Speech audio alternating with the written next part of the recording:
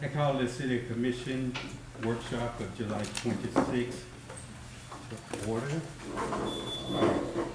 5:25 p.m. May we stand for the invitation provided by Vice Mayor Mervin, followed by the Pledge of Allegiance. Let us pray. Father God, in the name of Jesus, God, we come before you, God, to say thank you. Thank you, God, for this day, for this is the day, God, that you have made, and we shall rejoice and be glad in it. Father God, as we come together today, oh God, to put our ideas and our perspective together, oh God, for the movement of this city. God, we ask you, oh God, to be in the forefront of this, oh God, and give us wisdom and direction. And God, we forever give your name the praise, the honor, and the glory. In Jesus' name, amen. Amen. I pledge allegiance to the flag of the United States of America and to the republic for which it stands, one nation, under God, indivisible, with liberty and justice for all. Roll call, Madam Clerk. Mayor Bab. Present. Vice Mayor Mervin. Present. Commissioner Bolden. Here. Commissioner Gonzalez. Present. Commissioner Perez. Here. Interim City Manager. Here. City Attorney. City Clerk. Present. Thank you, Madam Clerk. Thank you, Commissioners. Thank you, staff, and thank each of our residents for being here today to participate in our workshop of July 26th. This is a budget workshop. At this time, I'll turn this portion over to our city manager to guide us through this workshop. Thank you, Mayor. I want to introduce everyone to welcome. Thank you all for coming out. I want to turn it over to our interim finance and HR director, Lynn Latner.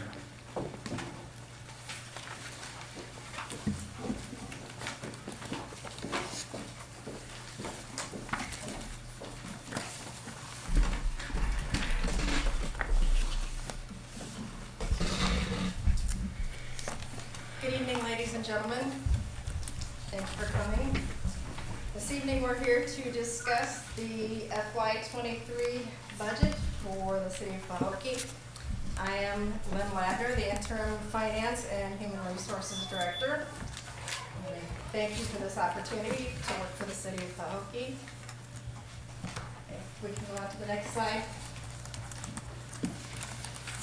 For those of you that are not aware, there are a few copies of the presentation on the back table if you'd like a copy.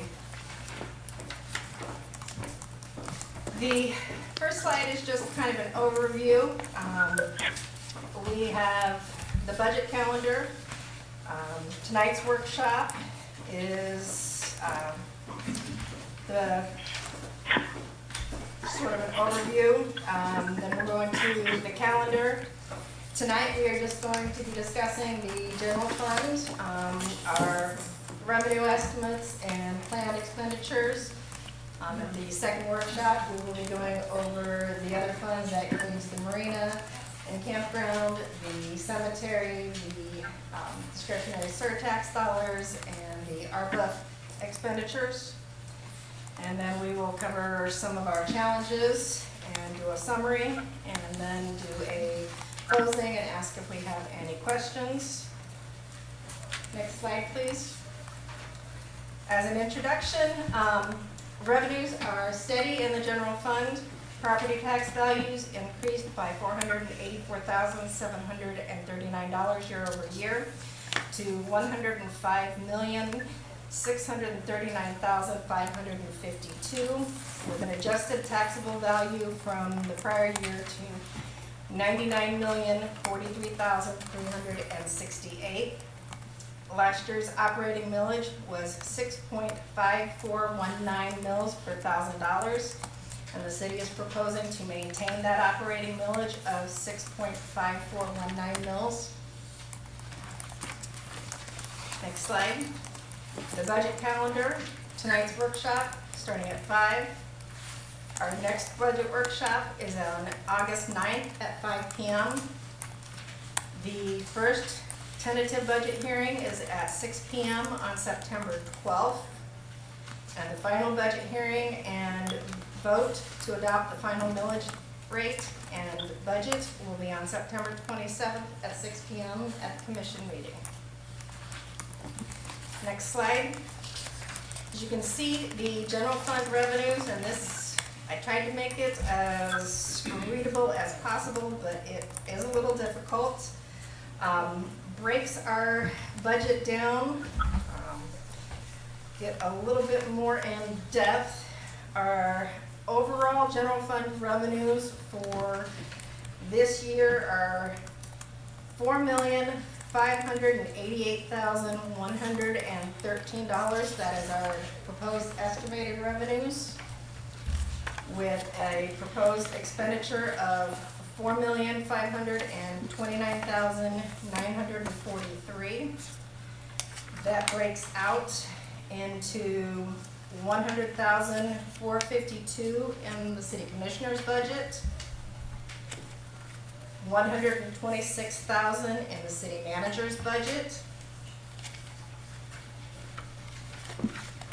$272,958 in the finance and accounting department budget, $196,025 in payroll and human resources department budget, $263,706 in the protective inspections department budget, $1,571,275 in the roads and streets department, $163,811 in the community development budget,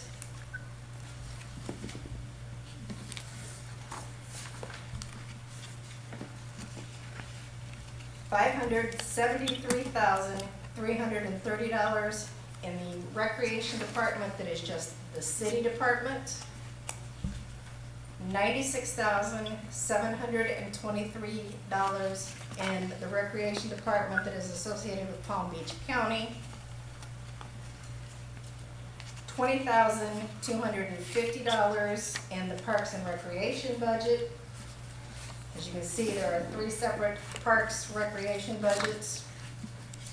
$287,600 in what is considered the non-departmental budget. That covers all of the city hall expenses. That covers employee of the year, employee of the quarter, communications, water, wastewater, general liability insurance, property liability insurance, auto insurance, different things like that the city has to have. And those are all the general fund budgets. Next slide, please.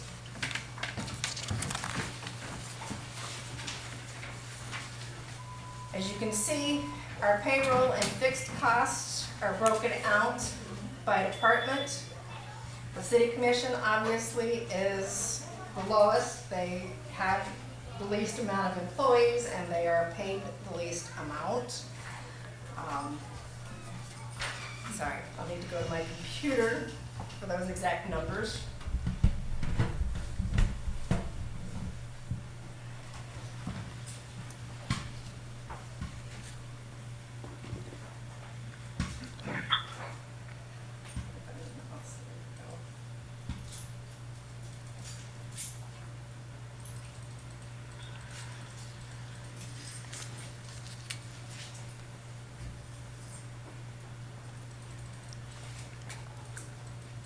A lot of spreadsheets here.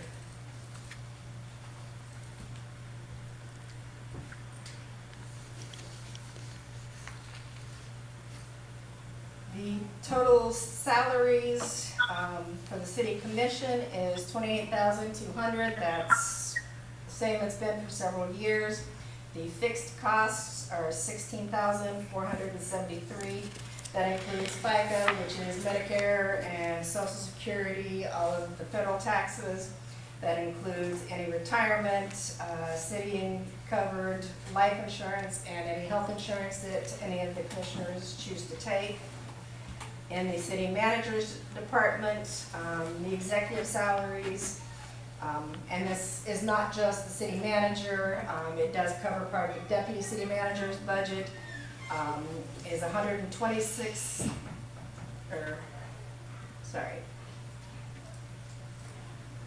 my cell's too small in this size screen.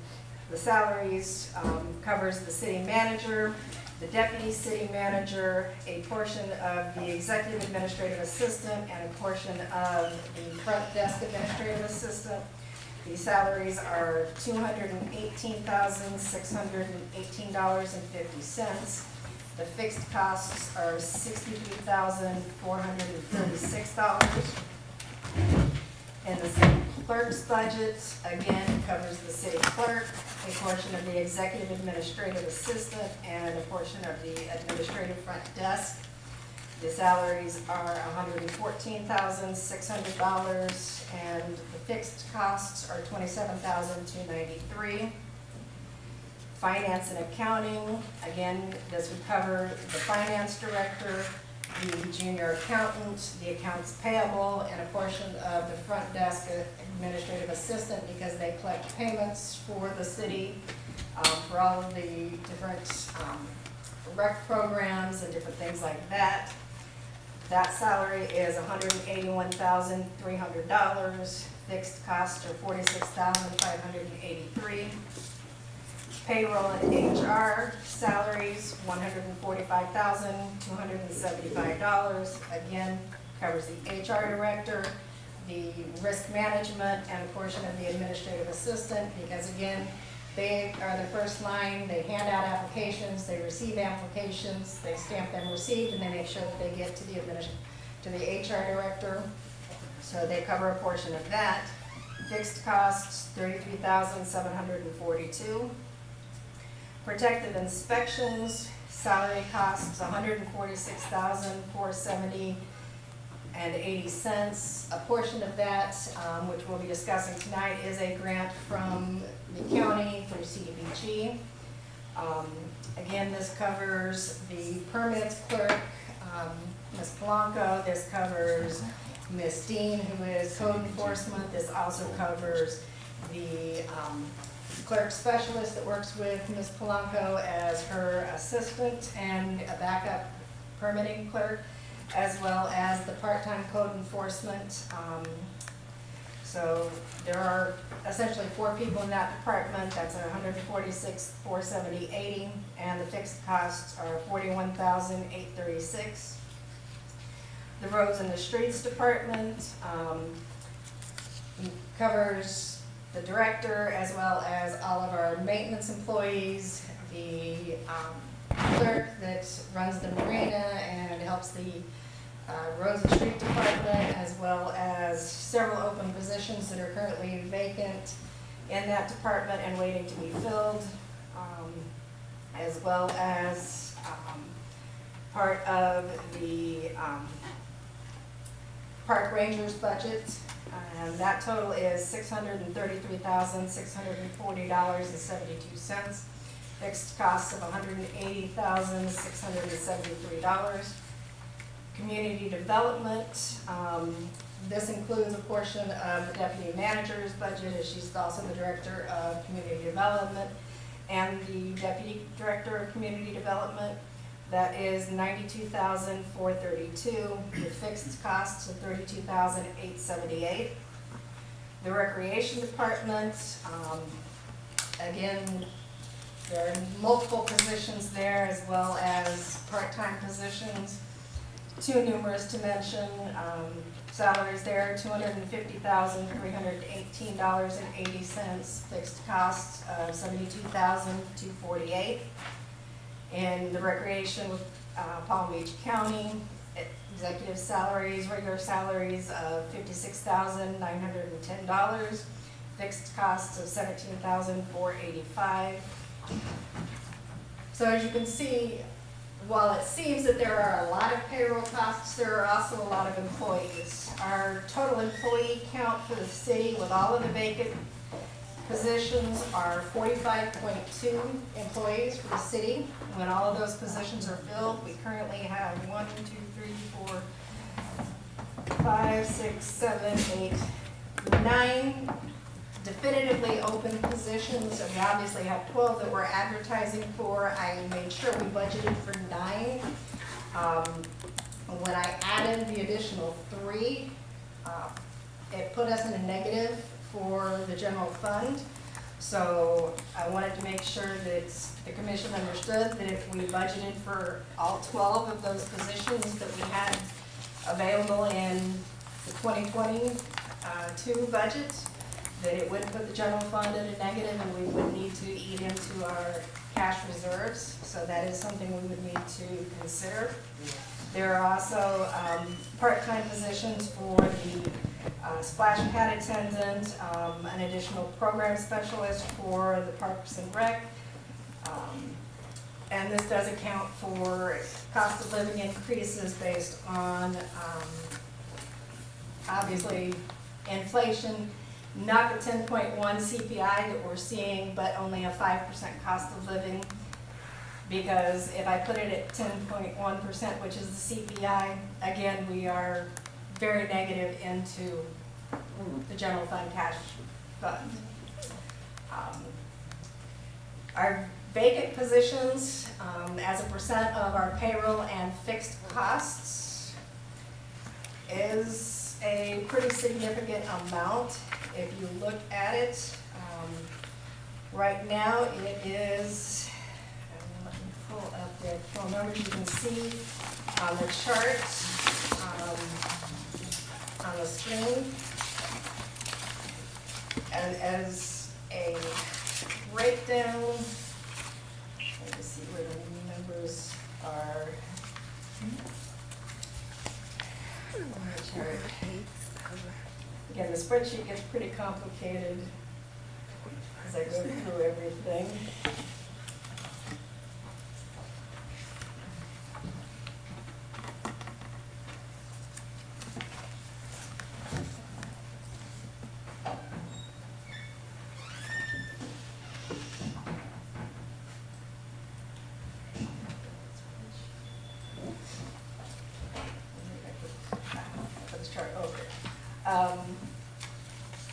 Salaries are, the vacant positions are 33% of our total payroll costs and 43% of the budgeted fixed costs. So if we fill all of those vacant positions, that is 33% of what's in the budget. So that is something for the commission to consider if we want to fill all of those positions.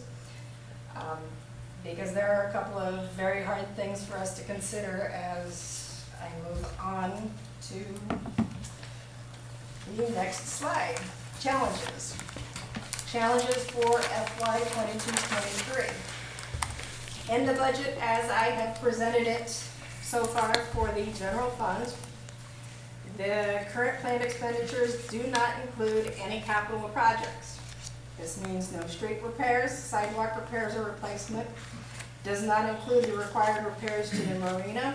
It does not include the any necessary repairs to city facilities such as the gym and cafeteria. There is not any funding for the purchase of new or replacement equipment, including a backhoe for the cemetery, a tractor and brush hog for larger maintenance areas, or any fleet vehicles such as the replacement of a new bus for Parks and Rec, a vehicle for the city manager to replace the one that was damaged beyond repair and insurance paid out on. It also cannot, with any level of certainty, account for the significant rise in commodity prices in the supply chain. Attempts have been made to adjust the line items for continued inflation, but that will have a negative impact on our long-term budget. The surtax and ARPA funding projects will be addressed at the next workshop. But normally you do plan for capital projects in your general fund, and right now we don't have any in this budget because there was no room based on just our basic overhead and direct physical costs in the budget. Those are the challenges that we're facing right now. In summary, our property values are stable. This is good for the community and it's good for attracting development. Development and growth is coming. Multiple projects and developers have met with the city in the short time that I've been here discussing opportunities to bring housing and new businesses to the community. Inflation is negatively impacting all areas. Rising costs have significantly impacted all areas of the budget, from fixed costs, insurance, utilities, office supplies, and fuel, to payroll costs. That includes health insurance, property and liability insurance, workers' comp, all of our fixed costs. But Pahokee is a great place to work and live. Residents and employees have worked to make the Centennial year in Pahokee and the events that have been a part of that celebration a success.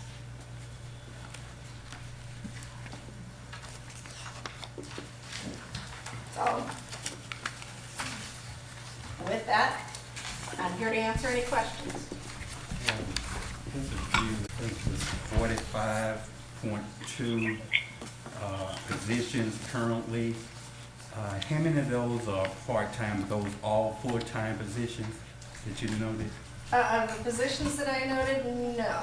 The positions that I noted that are vacant, Not vacant, I'm talking about the full-time field position, you say 45.2 out of the 45.2. of the 45.2 positions that are listed and that are either vacant or full, we have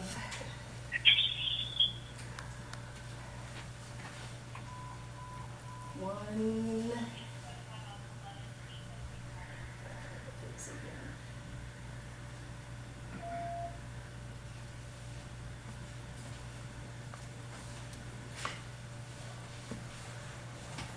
One, two, three. 1,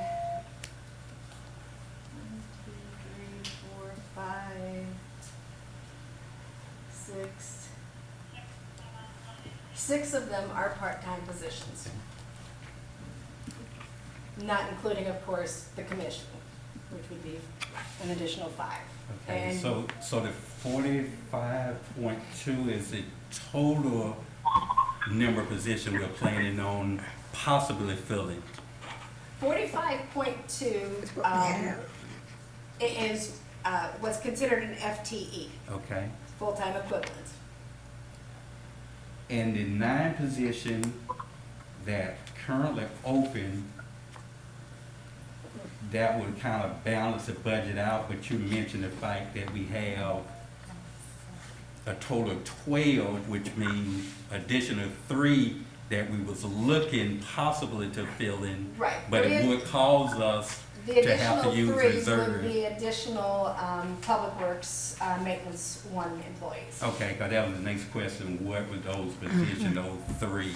Right. I really, unless it's just a dire emergency, hate to dip into our reserves to fill positions, so Right. that's the The vacant clarification. positions that I have listed in the budget are the executive administrator, or executive administrative assistant / deputy clerk, administrative assistant front desk, finance director, accounts receivable, human resources director, grant writer, clerk specialist for the protected inspections, Parks and Rec custodian, director of Parks and Rec, driver and group leader for Parks and Rec, program specialist part-time in Parks and Rec, pad attendant for the splash pad, 3 maintenance 1 for Public Works, marina store manager, and a Public Works clerk.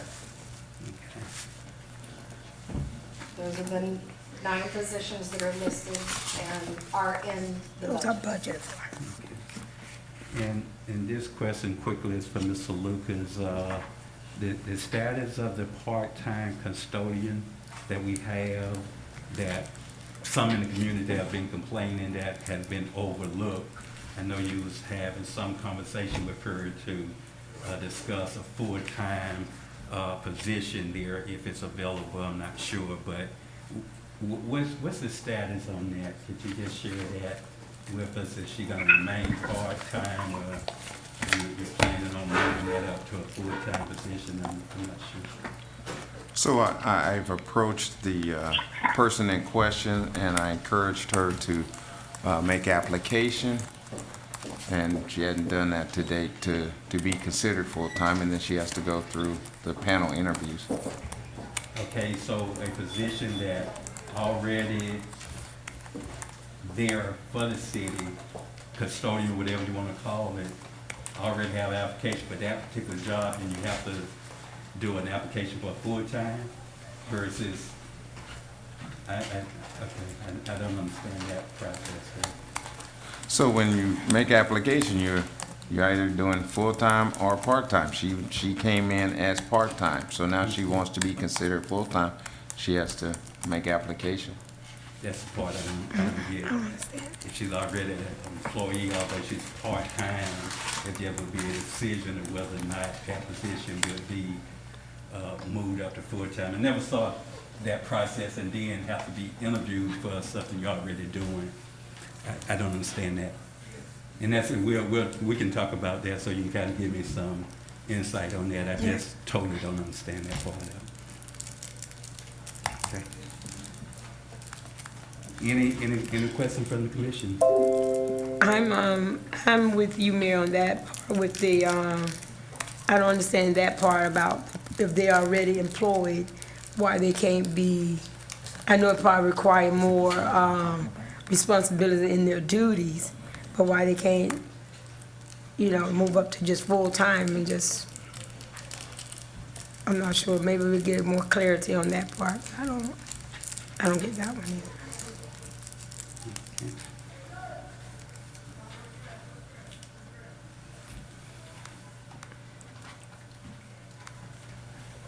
We're talking about personnel issues. This is not a good forum to go there. So, and then there's probably pre-existing issues with the person in which you speak of and all these other things. So maybe there's some barriers of entry that I can't discuss.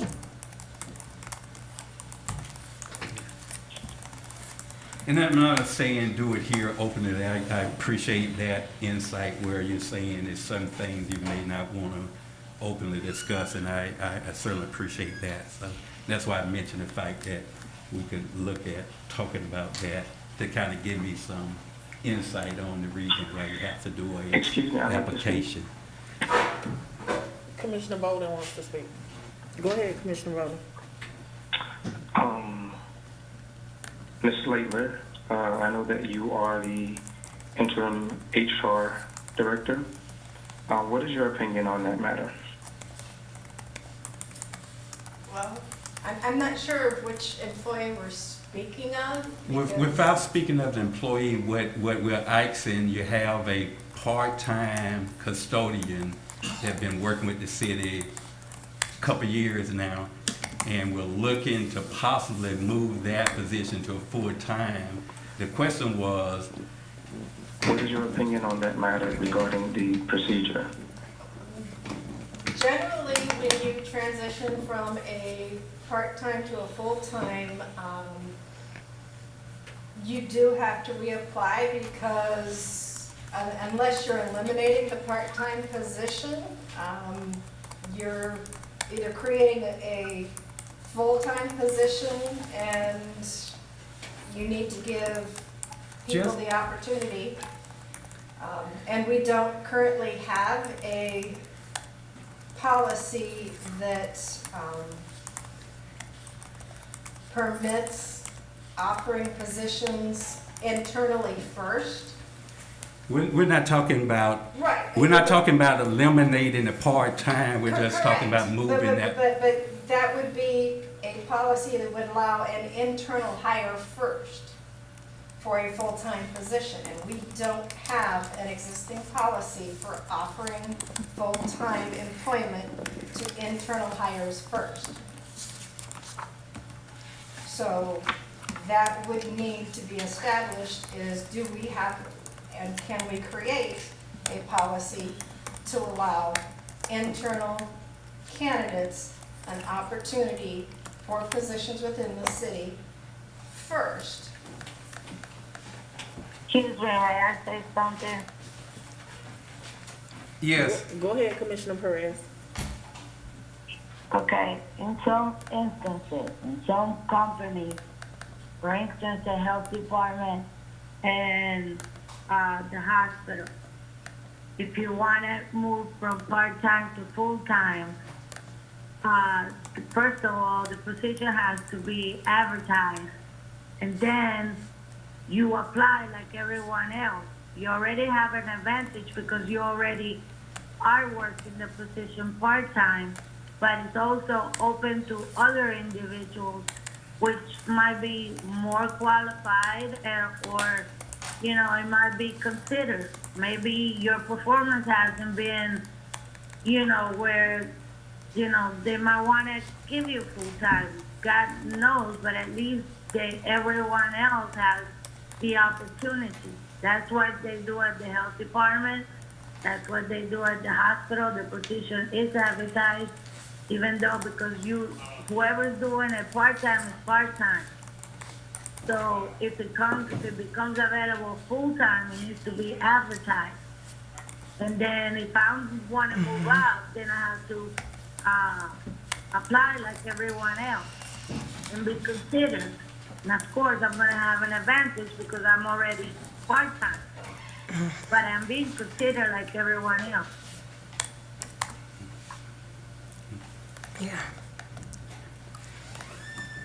And Commissioner Perez is correct, but again, that internal preference is often given when you have a policy that says you're going to do internal postings for 30 days and give internal candidates the opportunity for the job first. And then if you don't find the right candidate internally within 30 days, then you post it to the public. And the position has to be a full-time position also, because if it's a part-time position, you can't just make it a full-time position, because then it's gonna affect your budget and everything, because now everything goes up. So if it's not a full-time position, you know, you can't make it a full-time position because it's a part-time position. But if there's a full-time position that's open, they can apply for that full-time position. Yeah, and I was speaking within the house. I wasn't speaking, you know, within the house. There might be other employees that might want that position. You don't know. So you're still speaking within the house.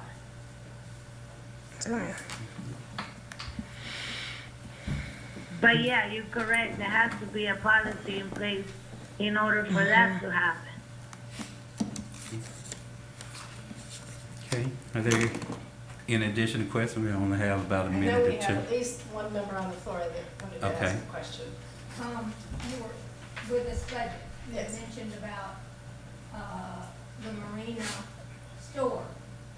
We don't even have a working marina up there. How can there be a store there to even have an employee It's a there? proposed budget. And that is all stuff that will be discussed at the next workshop when we discuss the budget for the marina and campground. And another, on that would be the splash pad attendance.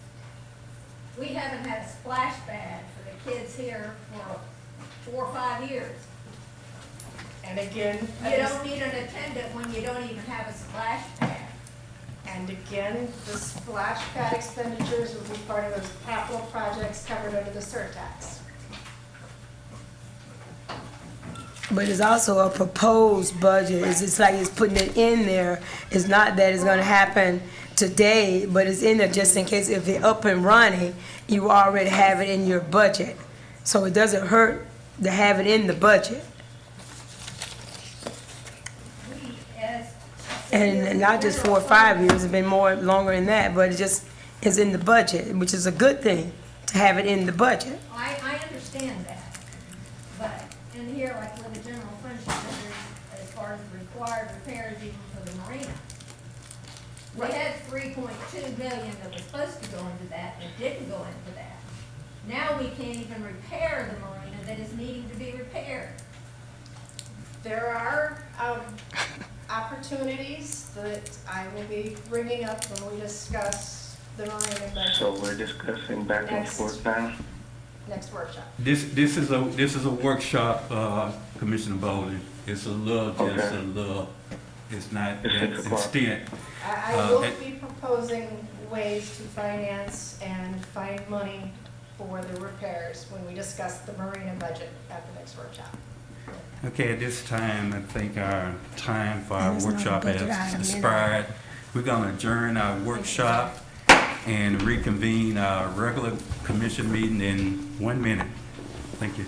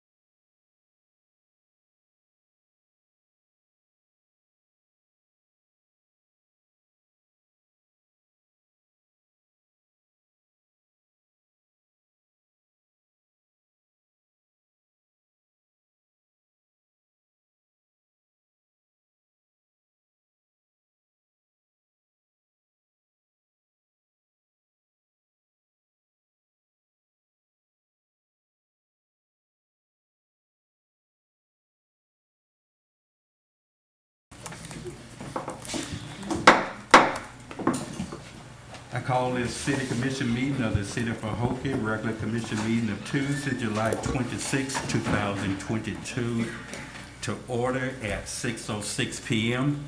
May we please stand for our invocation provided by Vice Mayor Irvin, followed by the Pledge of Allegiance. Let us pray. Father God, in the name of Jesus, God, we come before you again. God, we ask you, God, for your direction tonight, God. We ask you, God, look upon this meeting, God. Look upon our citizens, oh God. Look upon our commission, God, and our city staff. Father God, we ask you, oh God, to give us strategic ideas, oh God, to how we can move this city forward. And that we continue to work together, oh God, because two is better than one.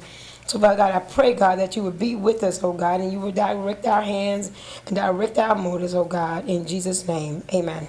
Amen.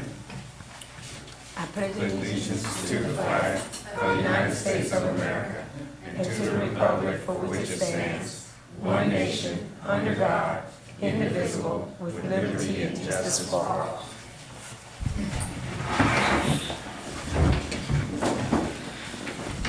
Roll call, Madam Clerk. Mayor Bab, Present. Vice Mayor Mervin, present. Commissioner Bolden, Present. Commissioner Gonzalez, Present. Commissioner Perez, Here. City Manager, Here. City Attorney, Here. City Clerk, present.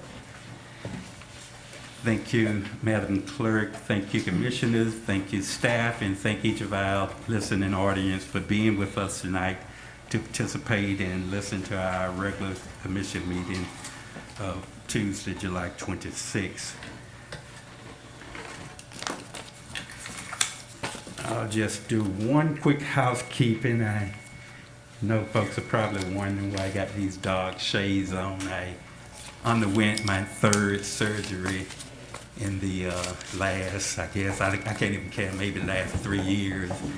I'm taking eye drops, which is steroids, for the next 5 days. So that's just to help reduce the possibility of the infection. And I'm also taking eye drops in both eyes at night for the eye pressure that's in my eyes. But the surgery was successful, so I can see. But I just need a little shade for right now, just for the next few days. Thank you. So we're going to move on with our agenda, and the next item on our agenda will be the additions, deletions, and approval of the agenda items. City Manager, at this time, do we have any additions to our agenda? None at this time, sir. Thank you, sir. City Commission, haven't heard our City Manager indicate there's no additions. What is your pleasure in reference to the agenda as presented? I would like to put a motion in to put the interim city manager's employment status As an addition? as an addition. Okay.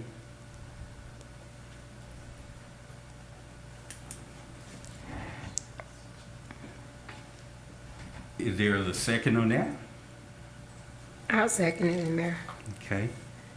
It has been moved by Commissioner Gonzalez and properly second by Vice Mayor Mervin to add the employment status or conditions of the city manager as included on our agenda. Call for questions. Where would that go? Yeah, I don't understand why. I didn't hear. What are we voting on? We're voting to add the city manager contract or status or whatever. The terminology, I'm not quite sure the wording, but that's basically, it's just my assumption, and I hate to use assumption, that Commissioner Gonzalez maybe want to see about moving forward with eliminating the interim and making Mr. Lucas a permanent. I'm just guessing that's possibly what that is about. So what was the exact wording? What is it? What would you question, Commissioner? She wanted to know the exact word. Show us what I said. Yeah, what did you say? As Yeah, far as I asked for a item? motion to put the interim city manager's employment status for possibly hire him full-time. Okay. Did you hear him, Commissioner Perez? He wants to consider, the interim to permanent status? Yes, ma'am. Okay.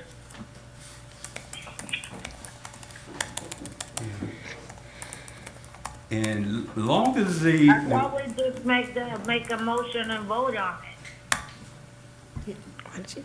Isn't that the way it goes? city manager, city attorney. Sure. Generally, it's the way that you all, and you probably need to figure out how you want to address it because I think it's come up at least once before. But additions, deletions, and approval of agenda items, generally speaking, it would be things that you're pulling from the agenda. If it's an addition, something that might be, you know, an emergency issue or something like that. But if it's a commission item, then that will go as a future agenda item. Yeah. Now, I'm not trying to stop Mr. No. Lucas's contract from going forward, anything from going forward, but I just want to, I think if I sit here and not say anything, it's probably going to keep happening. And so I think that you all probably as a body maybe need to decide how you want to interpret that, but the way that generally it is interpreted, it would be, you know, emergency issues or things that the manager needs to bring on because it can't wait or, you know, something like that. Yeah. But if it's a commission-led, then it would be a future agenda item. I totally agree. That's what my interpretation, and this is not a minor add-on. This is something that a major decision could probably be made or not made to move forward on this. So I think big ticket item like that definitely need to have the consent of the commission, the majority, and then add it to our next agenda item. You know, Well, I mean, that's like kind of contradicting.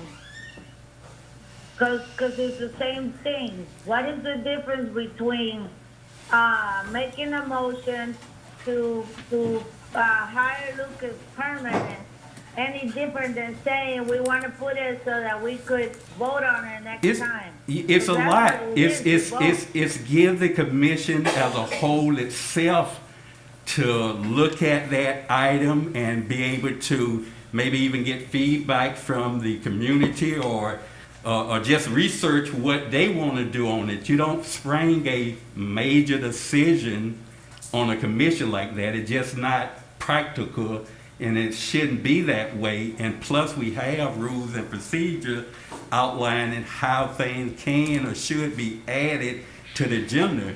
Now, I know you remember previous commission when they just abruptly did that. It just don't go well with the community and even our own process. As you could recall, which was an emergency situation. But in this case, I mean, I don't see what the back and forth. You guys wanted the man from the beginning. You fought to bring him back. Well, what is the issue in giving this man some stability? What is the issue in moving forward? We could always fire him if he doesn't do the work. No, we don't want to get into all this back and forth and firing. We want to make sure we have the right person. We haven't decided. If it doesn't work, we need stability. We need stability. He needs stability. You wouldn't want to be, it's not like he's a stranger. He came before. I don't understand why you guys wanted him so bad last time, and now all of a sudden you want to get him out. No one talking about getting him out. Give him an opportunity. All right, we're gonna move on. We're gonna move on with that.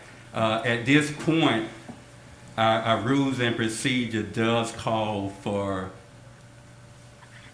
those type of add-ons to be included in our future agenda item, which would be basically the next meeting. You can have that added on. Is that in our? Yes, it is. I believe you even voted for it, but I know it's a majority voted to have that procedure in place. Exactly, the majority. Not that it has to be put on the agenda to do at a future. You could just make the motion and No, vote on you it. got to have a majority don't just to have it add that it to way. the future agenda items. That's the rules and procedure. That's the current rules and procedure. Maybe at Well, some point you can get that yeah. changed, but right now that's the current rule.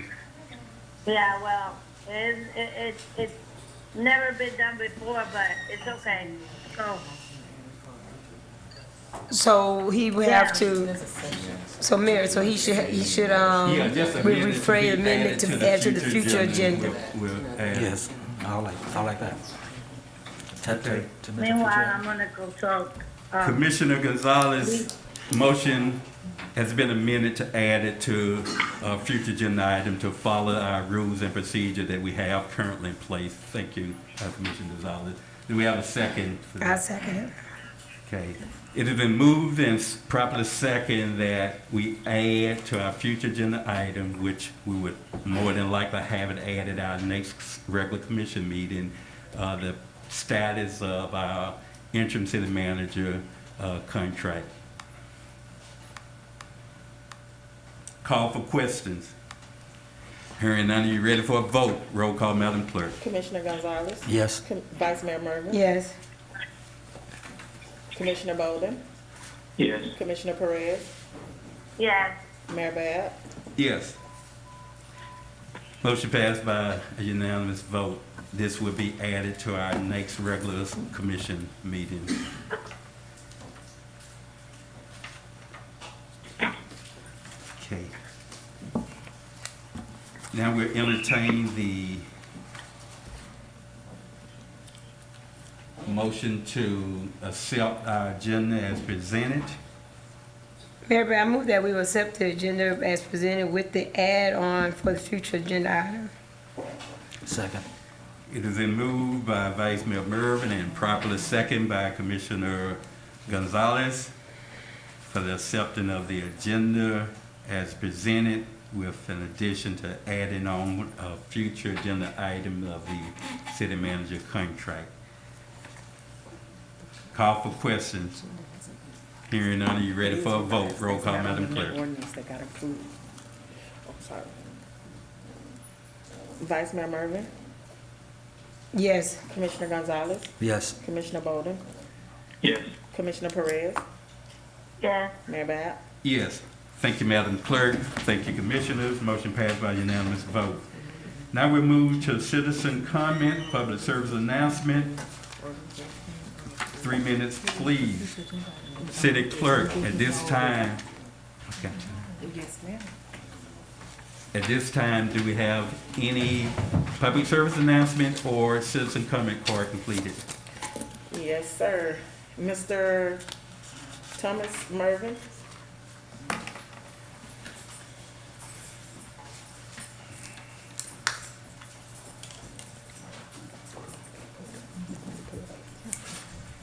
My name is Thomas Read Mervin. down the list. You go I this way, live this at way, this way. 357 Kismet Avenue, It was in the ordinance. He Pahokee, changed. you know. I want to address the commission, and I want to say that I'm very, very, very proud to see this commission could come together and reason without a whole lot of bickering and arguing. I have seen some things done that Mr. Lucas have done in the city. I see him go out. He's not a person that's sitting in office. He goes out. He even came and addressed some stuff for us at Everglades Prep.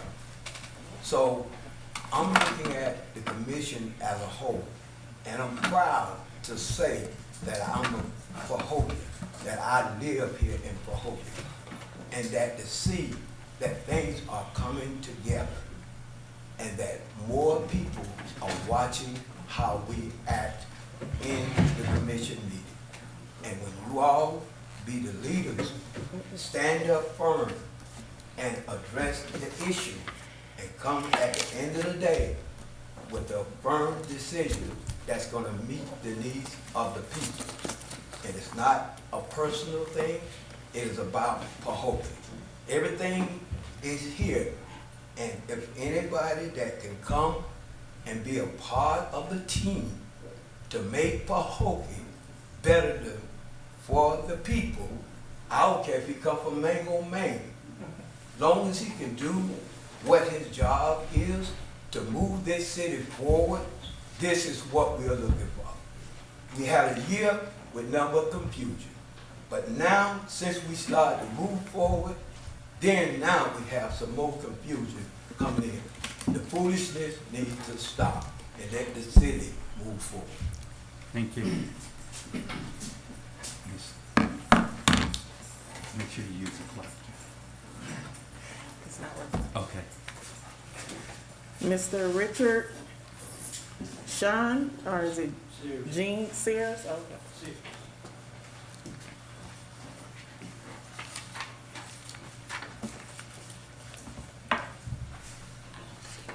Thank you for giving me this time. First, I got two agendas here, but the first one is real quick. I want to thank this commission for allowing our post to use the marina for our meetings. I appreciate it and the effort that you all put forward. My second comment I want to talk about is trying to get the Marina Market Day started back up on the second Saturday like we had it before. There's a lot of interest out there. When we had Centennial Day, I talked to a lot of the vendors out there. They are wanting to come back and start doing that. And I just wanted to bring that up to the attention here to see if we can get that back in progress. Thank you. Thank you.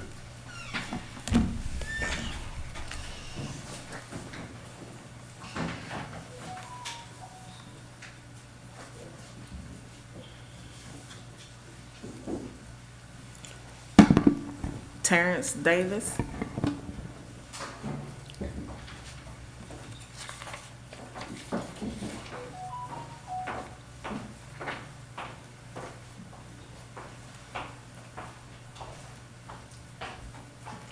Good evening, Mayor. Good evening, Commission.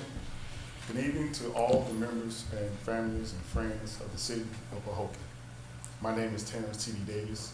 I'm a proud resident of Palm Beach County, Florida, my entire life. I graduated here from Palm Beach Gardens High School and the great Florida A&M University. I take great pride today to let you guys know that I'm running for State House District 94. And with that comes a great responsibility of leading and working together. Under my leadership as a councilman in Riviera Beach, we fought hard to redevelop the marina.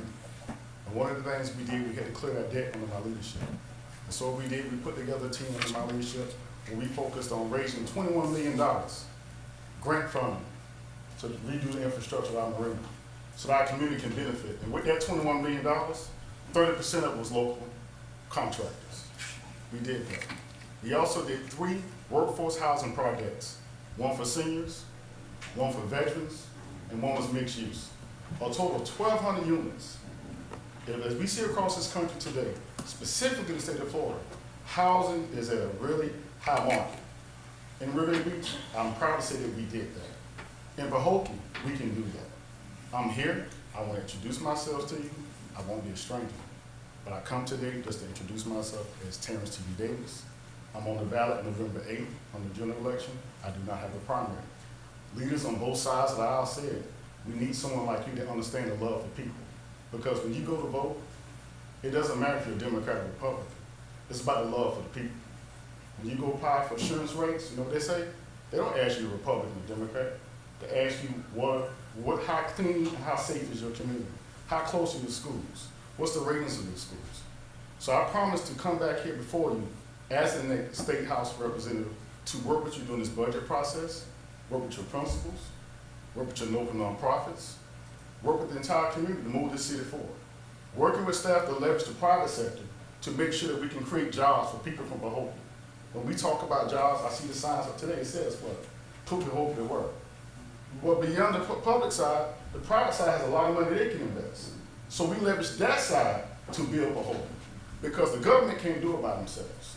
They need the private side. We got to attract the private side, the millions of dollars to leverage the marina, the millions of dollars to leverage housing. We need housing in this county. So let's work together to get housing. Whoever you have in the staff, whoever you choose as staff, you got to work together and follow the process. If that staff need help, give them what they need to get better. Find ways to build people up. Talent finds a way to get better, and it works itself out. No one want to work a job to where you're trying to figure out how long you're going to be there. Guess what? If you keep your losing, if you got enough talent, you get enough. If you got a good reputation, people are going to take care of no matter what happens to you. I'm Terence Davis. I'm done at this point. I'll see you in the near future. I'll be around for Pahokee. Thank you. Thank you. Thank you.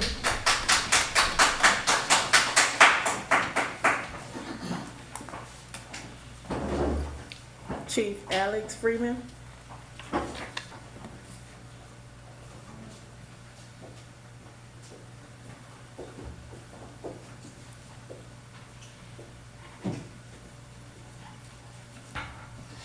Good evening, Mayor, members of council, and the residents. My name is Alex Freeman. I am a candidate for Palm Beach County Sheriff for the 2024 election. But there's a possibility that there may be election, a special election, this coming November. Can't really get into the details as to why that may occur, but we should hear something very, very soon in regards to that. Many of you all may know that in 2016 and 2020, I ran for sheriff as major police. I'm retired major police from the city of Riviera Beach. But I was very, very fortunate when I lost my election in 2020 to go off to Tallahassee and become the police chief up there. Now I'm back here in Palm Beach County, but I'm still working as a consultant because they haven't replaced me yet. So until they find a replacement for me, I'm going to continue to consult for them as the chief of police, but I'm back here in Palm Beach County campaigning for the 2024 election. But once again, there's a possibility of an election this coming November.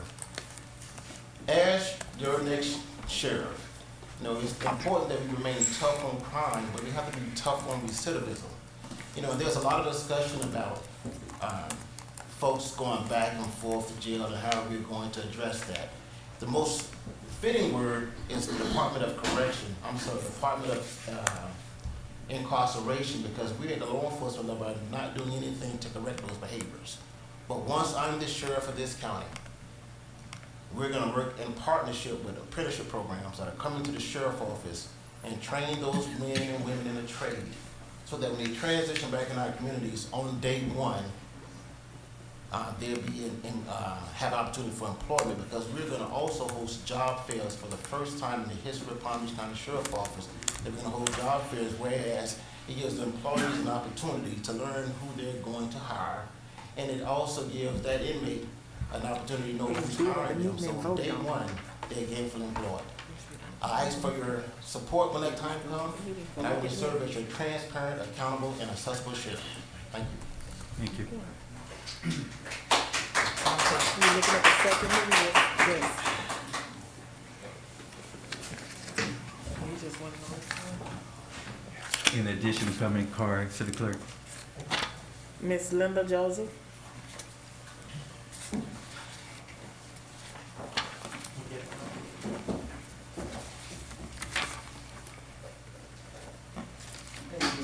Linda Joseph, 3030 Seville Street.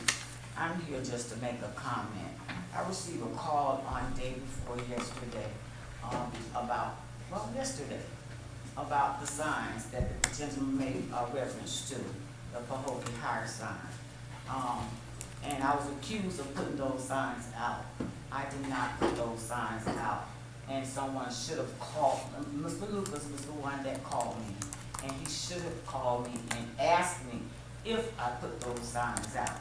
I did not put those signs out, but I am aware of who put those signs out and around Pahokee. And it's just a concern. And I was also told that the signs were illegally placed on city property.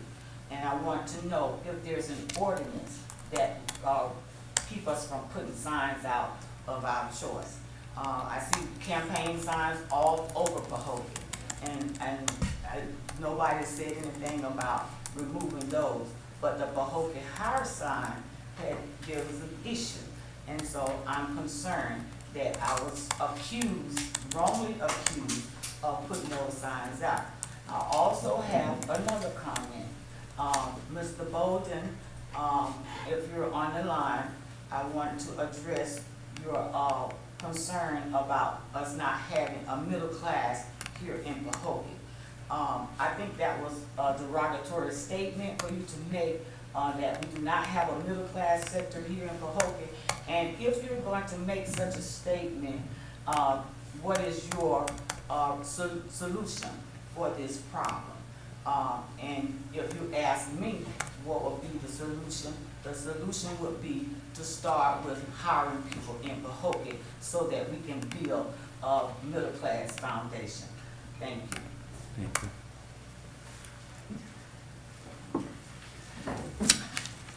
As always, Mr. Lucas, it may be controversial or not, but if you want to address that concern of having called the residents and inquiring about signs, you can. If not, you don't have to. Well, Mayor, all I did was just ask to inform said party about rules and regulation for things in the right-of-way. That's all. So I apologize, Ms. Joseph, for assuming. And I said nothing more than that signs have to be put out in accordance like they would for elected. That's all. So if I've offended you, I apologize. That's all I have to say, Mayor.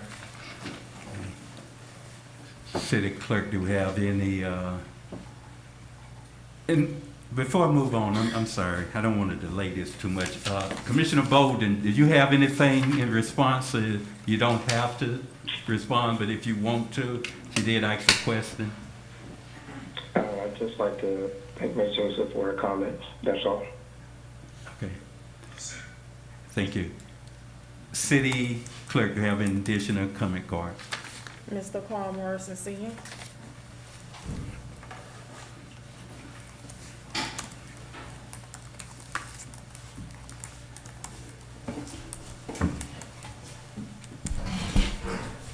Good evening, Carl Morrison Sr., 2587 Southwest 14th Terrace.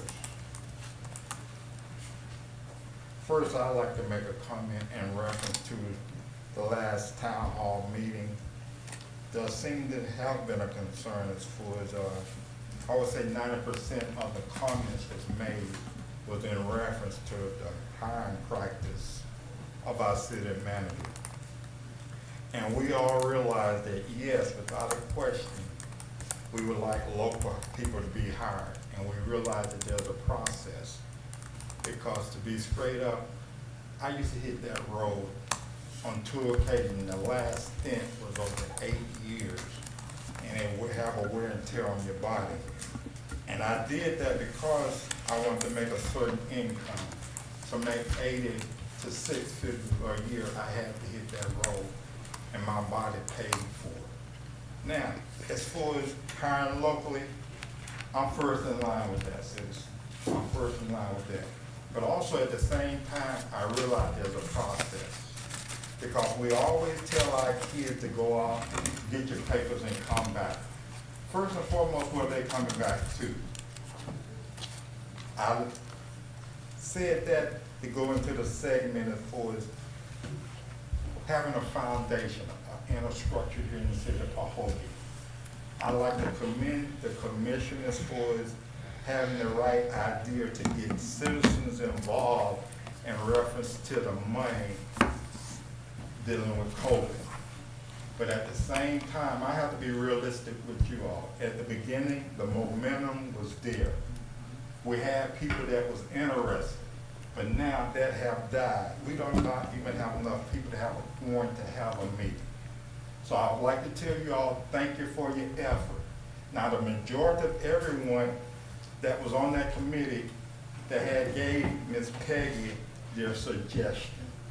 Please, ma'am, and please, sir, don't waste our time because I know mine is precious. I just came from the doctor. Mine is precious.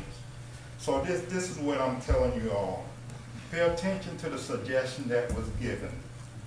We can agree to disagree. We always have and always will be. But let's do it in the proper manner. The number one thing that everyone realized that we need is roads. Point blank, no ifs, ands, and buts. And even to the point We tried to apply for $1.4 million years back. We wound up getting 900 and something. So whatever that difference is for McClure Road, that's a priority. That's a priority. And also another priority that I think personally is that flash pad up there. We realize that it's a different heat right now, ladies and gentlemen. Even to the point we have kids not making no excuse going up there getting in the pool. I've seen evidence of that myself personally. And throw that thing out the window. Anyway, I got other people 2 minutes right now. Anyway, seriously, we've been patching, 80,000 here and there on that flash part. Pull that thing up. I don't care if it costs $250,000. Get something upgraded for this community. We need that. We're tired of patchwork. That's the past. This is a new beginning. Let's get what's needed for this community. Thank you. Are there any additional comment cards completed, City Clerk? No, sir. Thank you, ma'am.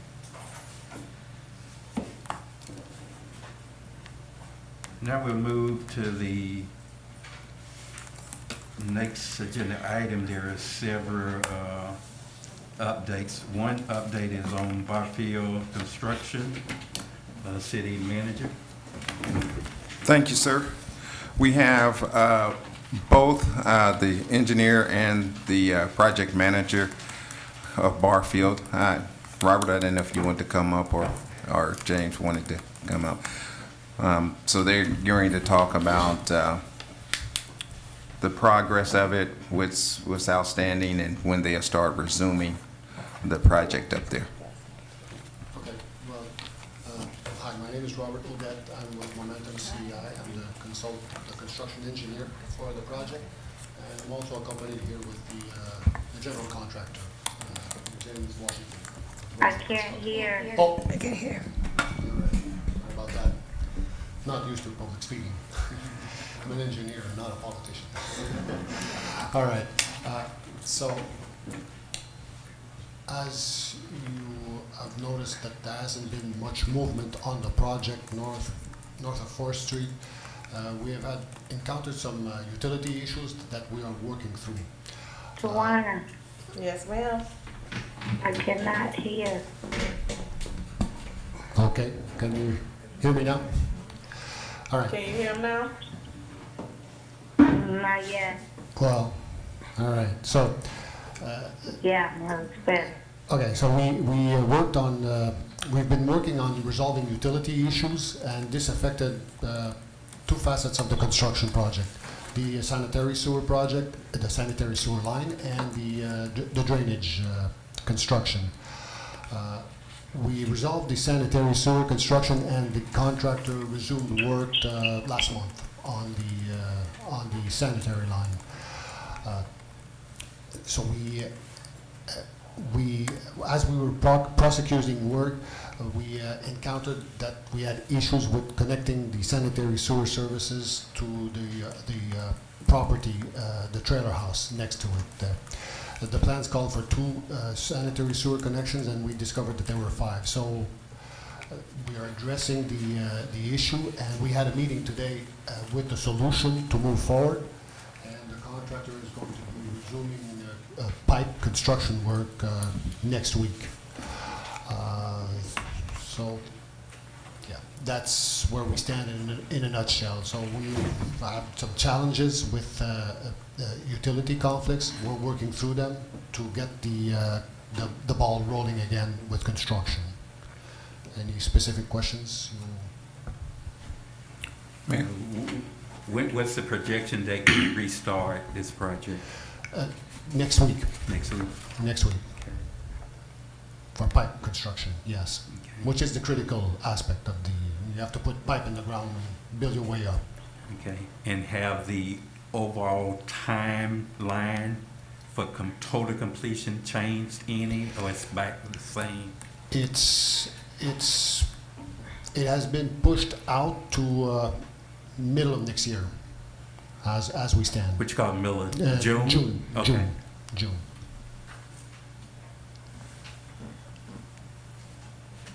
middle of next year? Yes. But that was actually pretty much the projected date from the beginning, 2023. Anyway, I think it went just, one of the commission, I think only went out like 2 more months from the real first projected date, if I'm not mistaken, Ms. Jocelyn. Yeah, we Yeah, so the original projected date from the beginning was 2023 anyway, from before they even started on the road.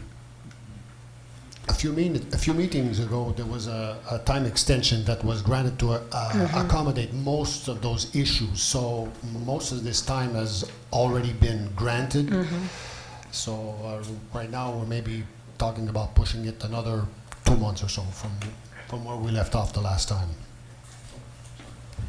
If I may, we have already gotten an approval from FDOT for the extension, and that was approved, as Robert said, a few weeks ago for the time extension to go to June 2023, and that will allow for any occurrences or any unforeseen events. We're hoping we will be completed by then.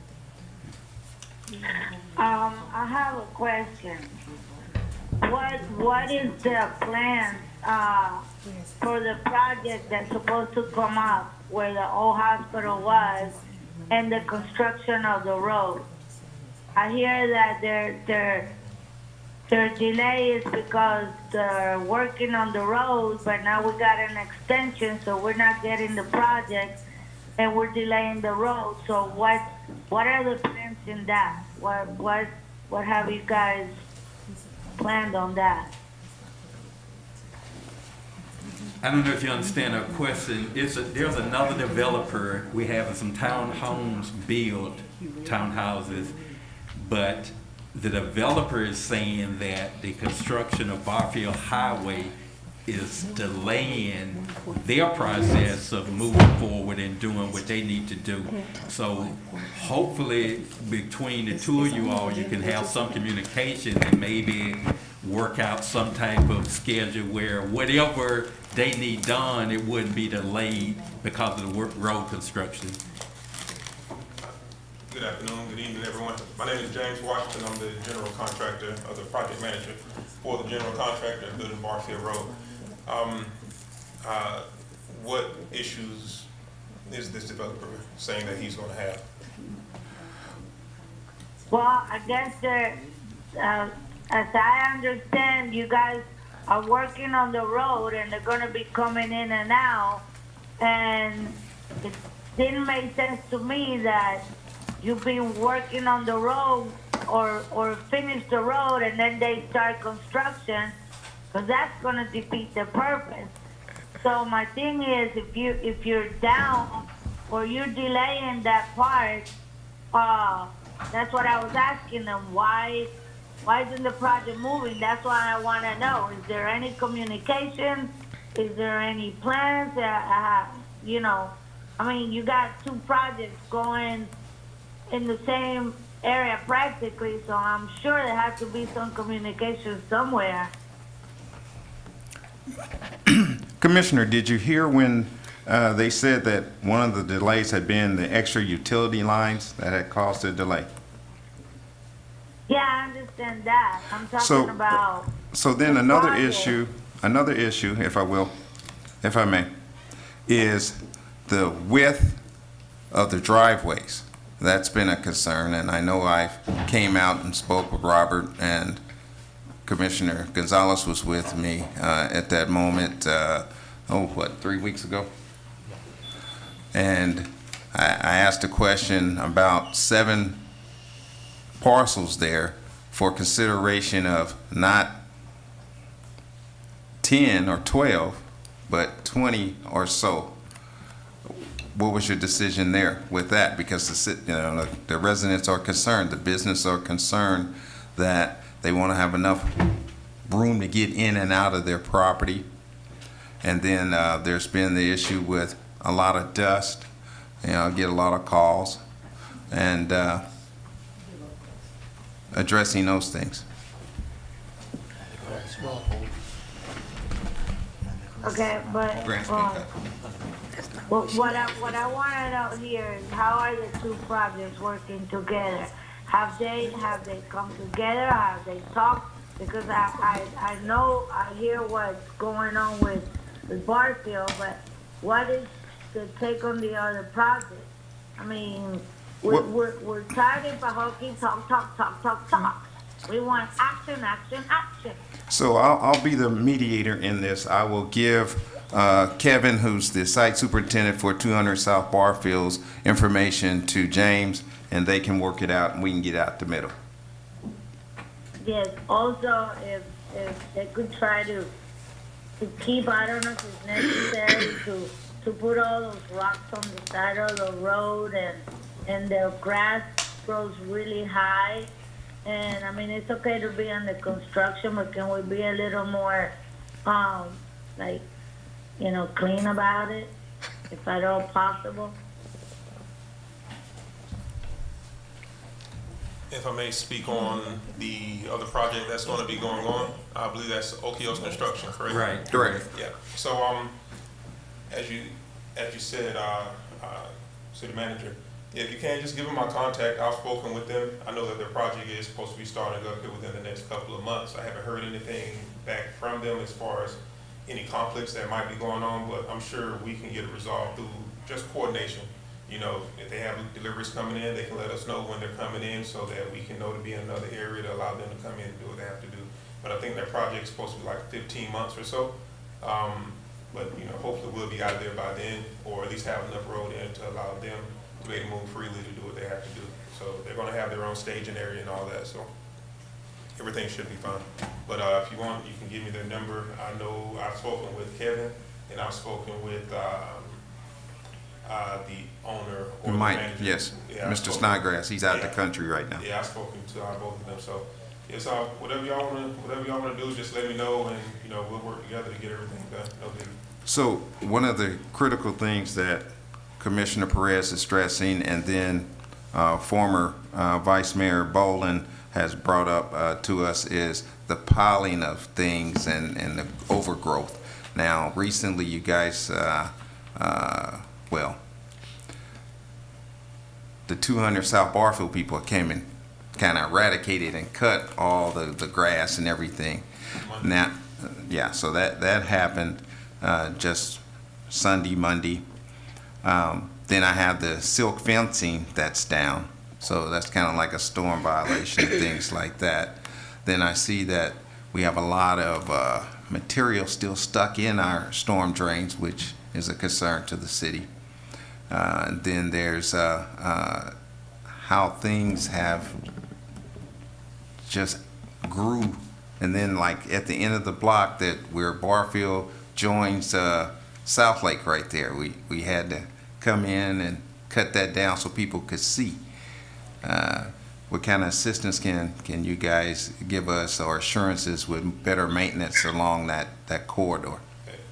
First, I want to say I appreciate you all getting out and, you know, helping with some of that maintenance. I had no idea that you all were going out there, because we actually talked, I think it was late last week, first of this week, about getting out there. And I had explained that our crews would be out there doing all the site maintenance, moving some of that field that was sitting out there, you know, just trying to clean up a little bit and make it a little bit more presentable. That's that part. But as far as the silk fence goes and the maintenance moving forward, we'll be on top of it better than what we have been, because we definitely plan on being out here more. And one of the reasons that it did get out of hand is because we weren't able to move, you know, prosecute work. So, you know, it kind of got away from us because we hadn't been out here waiting for, you know, to get some things resolved. But that's why one of the reasons I came in today. So we will be doing better about keeping everything cleaned up and making it presentable, you know, because it's a main thoroughfare, you know, yeah. Barfield Highway, and we're pushing to get it done. My last comment, I certainly appreciate you all coming out and giving us an update status on the project, but it would be my desire, if possible, if you can come out at least quarterly. That probably won't be but 4 times for this project is actually completed. It's a $4.3 million project. It's affecting a lot of folks, and a lot of folks are concerned about it. We think you are doing a great job in doing it, but we would feel, at least I would feel a lot comfortable if I can hear directly from you all, Yes. at least on a quarterly basis, to give us an updated status of where you are and whatever issues have been maybe occurring. That's not a problem. Thank you.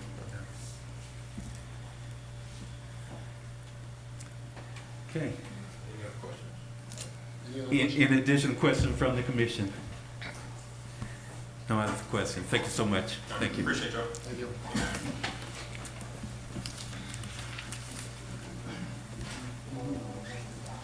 Okay, the next item is FDOT State Road 713 update. Is that 13 or 15? Actually, State Road 15. 15, yes.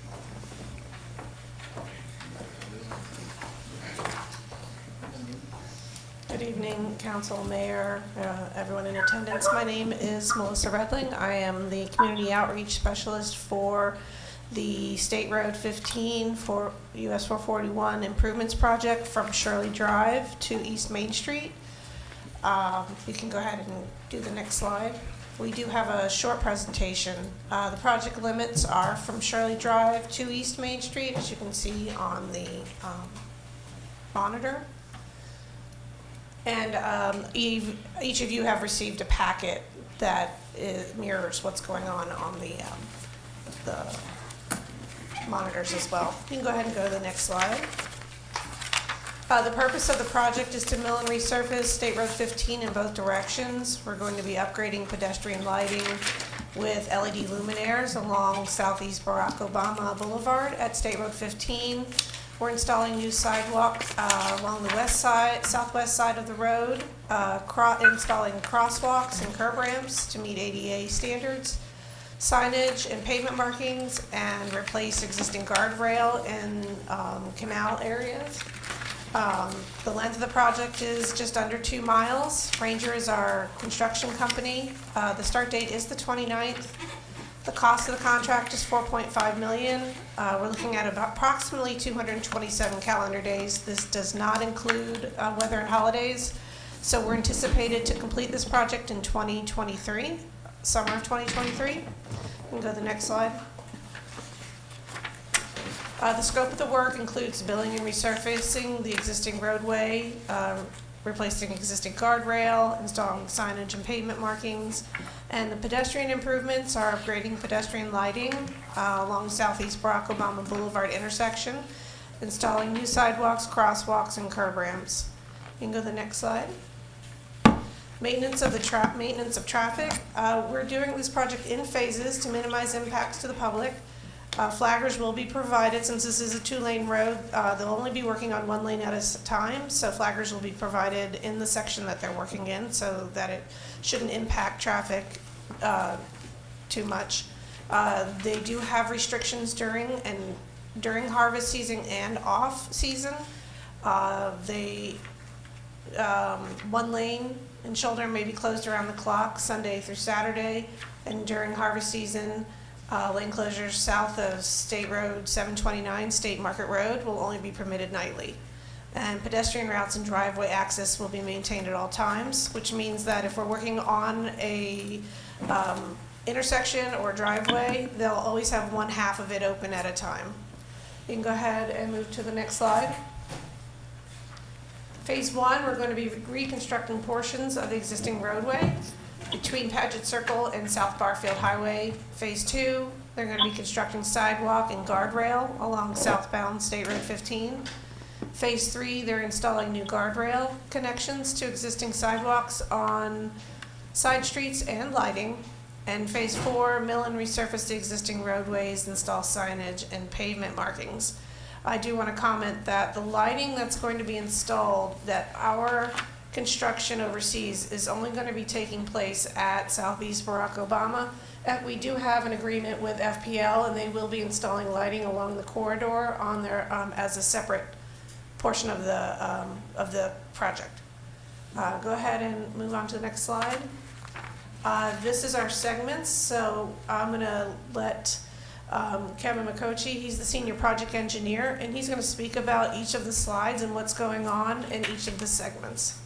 Sure. And bear with us because the slides up here are the same that you're going to see on the TV. The road kind of flips around because of that S curve on State Route 15. So we're going to be moving from Shirley Drive up through into the downtown area as these slides progress. And, but it just kind of moves around on the slide just to make it visible for the purpose of those. So at Shirley Drive, we are providing a new crosswalk and a new sidewalk along the western side of the corridor that'll run all the way into the existing, until it connects to the existing sidewalk as you get closer to the city. So throughout the project limits, there will be a new sidewalk that's separated from the roadway and protected by guardrail, so that pedestrians have an actual place to walk once our project is complete. In addition, we'll have new signing and pavement markings throughout these areas. And as Melissa mentioned, there's new lighting that in this area is going to be placed by FPL under a separate contract entity, but as part of it was designed as part of our project to be integrated with the sidewalk and roadway improvements of our project. So moving forward to the next segment. Segment 2 takes us past the track store and the railroad tracks and the intersection of State Market Road. There'll be an additional crossing at the track store. And a concrete sidewalk that's going to begin construction, or be constructed there. That'll include a relocation of the existing bus stop from northbound, on northbound State Route 15. And this sidewalk, eventually, there's a project in design now to do milling, resurfacing, and widening of State Market Road. And that project will also include extension of that sidewalk around the radius on State Market Road. So to provide better pedestrian access throughout that entire area. Additionally, we'll be providing dynamic envelope markings at the railroad to restore what's currently there, just to mark exactly where the safe limits for parking or pedestrians in that area as the train is approaching are there to bring additional attention as a safety aspect for the department that's been focusing on. As we move further north, we continue the same scope of work. Again, new sidewalk. We passed by the one of the East Beach Water Control District canals. That's one of the areas where we have pedestrian handrail, just to protect from the water hazard as we go forward. And again, street lighting as we go through to Paget Circle Drive. Next slide will show from at Paget Circle Drive and in between there and Barfield Highway. There's two areas where, if you guys drive that area regularly, you see the two humps there. Those are going to be fully excavated. When we poured that area, we found some anomalies underneath the pavement from old projects at some point in the past. And so we're going to be fully excavating those areas, taking out those anomalies and smoothing out those bumps, so those will no longer be present after our project is complete. So that'll probably be the most intensive aspect of our construction. We're looking into what exact traffic control patterns we'll need to do. We're thinking about different ways to minimize the impact of traffic in that area, whether we do that through flag closure or maybe a one-day detour, similar to what is currently being advertised for the railroad for their improvements to the track elevations right now. See, if you drove by, they have new signs up saying there's going to be a short-term detour in this area for their work that's going to occur next week, I believe. I'm not part of that project, but it was done to help us tie in our sidewalk elevations. With that, we'll continue into the curve to go towards the north. Again, similar scope of work. Wherever you see black on these slides going onto existing driveways, what that is because the new sidewalk will be built, as you guys know, there's kind of steep side slopes along the roadway there. So putting a flat sidewalk will raise the elevations on the side of the road, and we would help tie down into the new driveways by extending a little bit onto their property through license agreements. So if you live in these areas, you may have been reached out to by the department's right-of-way office to get those license agreements executed to help give you a smoother driveway to match the new elevations on the side of the road. Again, we turn north past the Palm Beach County Fire Station. We're going to be coordinating with the rescue service to make sure that they're aware of any of our traffic impacts as the project proceeds. Again, similar scope of work, and this is about where we tie into where there's existing sidewalk on the corridor. Again, moving north, we'll be paving or restriping the full width of the asphalt. The new sidewalk will be mostly left untouched here, as the parallel parking spots will be restored to what they currently are. And again, replacing some signage and pavement markings as needed throughout the project as we construct in this area. and then up to the intersection. Melissa was mentioning the pedestrian lighting that we're doing. So we are, the decorative lights by the PNC Bank, we're just restoring new luminaires, and the reason for that is to meet current standards for illuminating these crosswalks to have better pedestrian safety at nighttime. You want to illuminate pedestrians from the side so that oncoming vehicles can see them in the crosswalk. So we're doing that on both sides. So we're using the decorative lights that are existing with just new luminaires, and then replacing the luminaire that's on the existing signal upright at this intersection.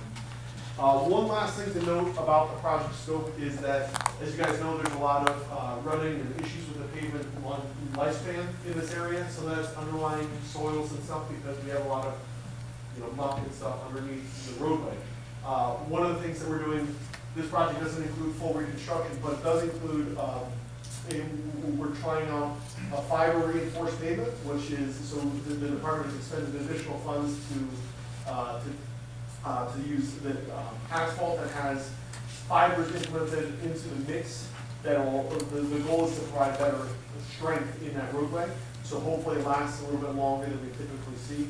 And that was an investment the department made during the design phase to try to see if, especially along the trucking section of the project and on the south end, we can extend the lifespan of that pavement. That depends on the area. Again, as you guys know, there's extremely heavy. Yeah. So the lifespan of any pavement is typically expected to be 15 to 20 years for asphalt paving. In the section with the trucking with a conventional pavement design, the department during the design phase saw that a conventional pavement design that we use on most roads would last about 2 years because of how much rutting would occur.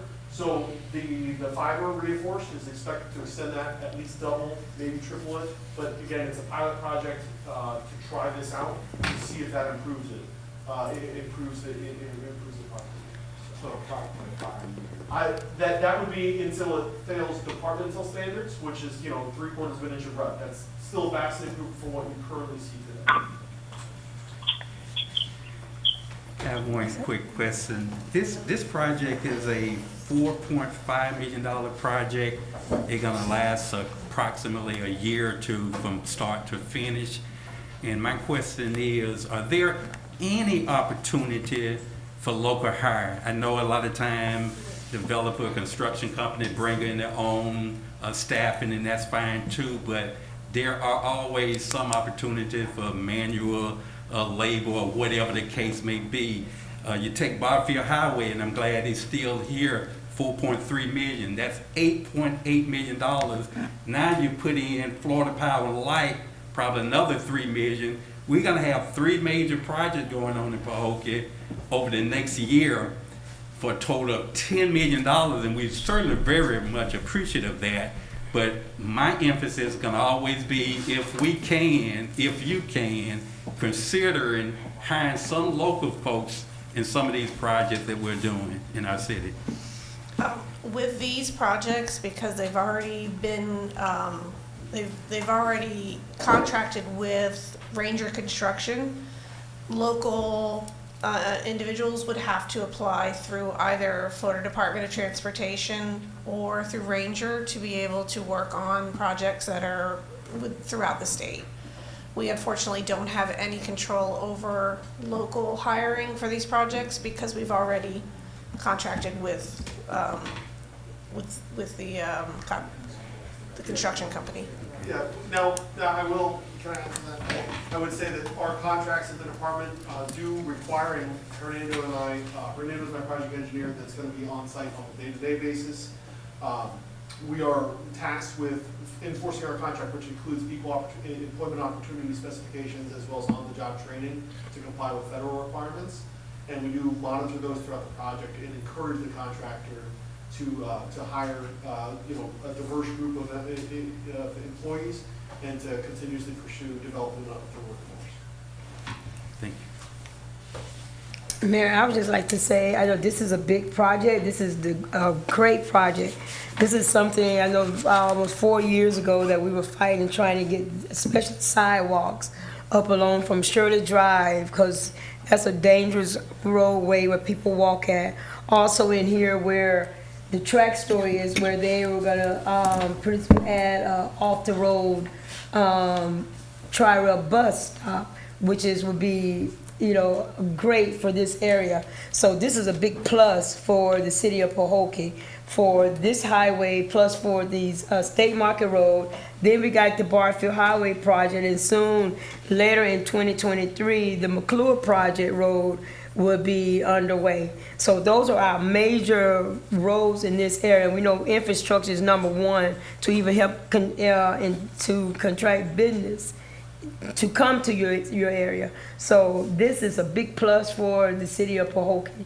So I take my hats off, and I really think that we're moving in the right direction. First, to start with the infrastructure of the community, especially with the sidewalks along that thoroughfare. Also, when they get ready to do this, a lot of vegetation in those canals. So hopefully all that will be cleared out. Also, when they're, you know, doing this roadway, because that's a very hazardous area too, because it's very overgrown in those canals. Well, I do know that we will be clearing and grubbing within our right of way. At some of the canals, we are placing a concrete slope pavement to create a safe area adjacent to our sidewalk. And then also we will be placing sediment barrier turbidity curtains within the canal to make sure the water stays clean. But I don't know exactly how much, I don't believe that our shrub work includes a significant amount of clearing of the canal banks themselves, as that's under the control of East Beach Water Control District. So we have to get in touch with them and DBI and all of them to see that we can clear all the vegetation out of those canals. And they used to do it, so. Again, thank you so much. Okay, thank you. Do you have any more questions? And when is the start date of this project? July 29th. Officially July 29th. Of 2023? Of here? Yeah. Oh, wow, okay. About to start. Yeah. Very This good. project was let on an accelerated basis so that the State Market Road project could proceed once this project is at or near completion. Very good, okay. You won't see very much activity in the very beginning because they'll be setting up the MOT devices and the barrier, sediment barriers. So you won't see anything for about a week or two. But I do have a project-specific email blast group that if you'd like to be on it, my information is on the flyer that's in the back of the room, and I send out, your email doesn't go anywhere but to my inbox, and I send out updates whenever there's major impacts. I'll send out a reminder that the project's starting, what the lane closures might be, if they have to do anything major. If something's happened on the road, I'll let you know. So if you'd like to be on that list, I think I already have the commissioners on. But if not, I'll make sure that everyone here is on the list. But if anyone in the audience would like to just grab a flyer from the back, it has my contact information on it. And you can also, at any time during the project, anytime, you can contact myself, Fernando, or Jessica. She's our FDOT project manager. And send questions, comments, concerns at any time during the project. We're happy to hear from you. That goes for anyone that's along the corridor, lives in the area, driving through. That's what we're here for. Mayor, I just had a question there. Go ahead, Commissioner. Are you going to say something? Yes, I just want to thank FDOT. The project is greatly needed for a while now. Thank you. You know, and I just want to let everyone know to observe the way that they did their presentation, the way they're going about it, the way that it was put together, and that type of planning, that's what we should be demanding of every contractor that comes into our city. That's the way it's done. Thank you. And then, is this in conjunction with Florida Power and Light as well? Once you guys do the road, then the lighting goes in? Well, the hope was that Florida Power and Light would be finished with their work by the time we came in, so we didn't have conflicting work zones. Right now, Florida Power and Light is working on executing the agreements necessary to operate and maintain the lighting, which requires typically municipal or county agreement, depending on where that source is coming from. So my understanding is that those agreements are currently in the process of being executed. You haven't heard any additional updates in the past 2 weeks on that. So we've heard that that paperwork has been going through the process, it's received some of the signatures, not all the ones that it needs. So the timeline right now for their work is not completely done. Okay, I will, I know that we're working on State Road 729 with FP&L, and I know there's options as far as poles, lighting, the look. So yeah, that provides, I guess, like a kind of a menu of what you need, and then the designer says we need the ones that have this certain brightness, etc. So I think that has already been designed on this project. It's just a matter of finalizing it. so the community won't have a say. I believe they already did. It was my understanding, but I'm not aware of who was the decision maker in that process because we weren't involved in that point in the project. So I can follow up on that if that's something that Oh yeah, we need to follow up on it. I get a lot of calls about how they look, but they don't want a old ruddy piece of wood pole and then slap a light on top of it. And Mayor, just to piggyback on what Mr. Morrison said about the length of the road, that's when we would have to get with PBSO and make sure that the truck route goes the right route. That will help, the longevity of the road. Because now you see they just go where they, along South Lake, and they shouldn't be traveling up South Lake Road or these roads. So we have to get with PBSO, make sure the signage is up, which I know it is for truck route, and that they go there, the truck route to help save the roadways. Okay. Again, thank you. Appreciate it. I didn't get the part on the side of the across the street from Kimby and all that, Maiden Cane and all that. Whose responsibility is it to keep that maintained? I think you mentioned East Beach. Sorry. Yeah, you're talking about this area near the East Beach Water Control District. So we currently, in the past week, you've probably seen, if you've been through that corridor, the current asset maintenance contractor is no longer DBI. They went out of business. But the department hired Lewis Berger Services. They've been out here doing some mowing and litter pickup throughout the whole corridor within the department. Who's that name? What's the name again? Lewis Berger Services. And then they are clearing and mowing and picking up litter throughout the entire state right away at this point in time, in anticipation of our contractor taking over the corridor. But anything outside of those right away limits would need to be maintained by the respective property.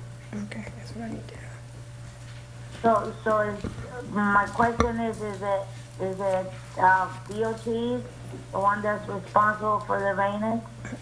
No. Not at the canal. No. If that's your question. Can I have? Oh, nobody knows? They said not at the canal. No, well, not the canal itself, but what about the main cane, on the banks? So on the banks, in the areas where we're working to put concrete slope pavement adjacent to the brand new sidewalk, we'll maintain those areas that we were actively constructing until we are complete and have restored those areas. But the rest of the canal banks would be in the property of, I believe, East Beach Water Control District. The city? East Beach. The East Beach Water Control District? Oh, I'm just trying to narrow down who it is because we keep getting complaints about it, and I've heard different agencies, but nothing has been. There's no action taken, and we just need to find out who it is and make sure that they stay maintained, because it's not only an eyesore, it also impedes. When you come up to the shop to look on oncoming traffic. So really, it's not, it really should be maintained. So I'm just trying to find out what agency is responsible, that's all. Okay, thank you. Thank you, appreciate it.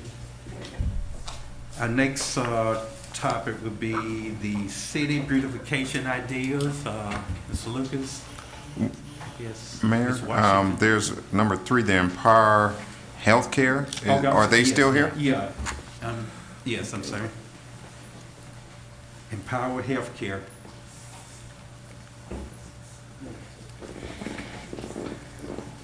All right. Number 3. Hello. Thank you. Thank you. Good evening. Thank you. Good evening. I'd like to thank you for allowing me to speak about my mission, my passion, Empower Healthcare Clinic. My name is Dr. Jenga Oglesby Brim. I am a board certified adult nurse practitioner with autonomous privileges in the state of Florida.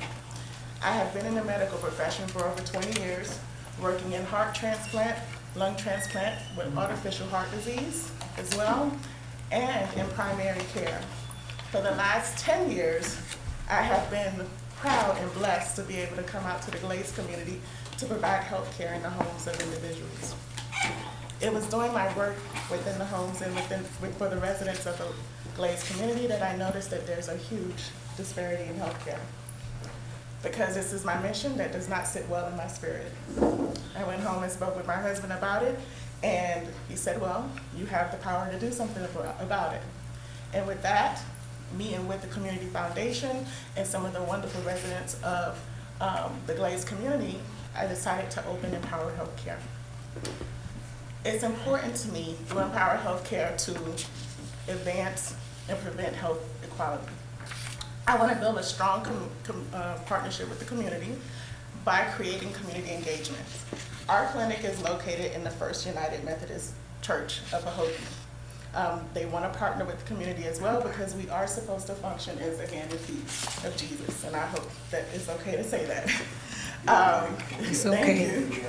Thank you. So through that partnership and with working with the Diabetes Coalition of Palm Beach County, the Faith Health Educators, which are a group of professors that I work with at FAU, at Palm Beach State Community College, the nursing program, we are doing a lot of community health outreach in terms of brain health screenings, diabetes screening, as well as working with the American Heart Association in terms of getting people up and energized to move and improve their health.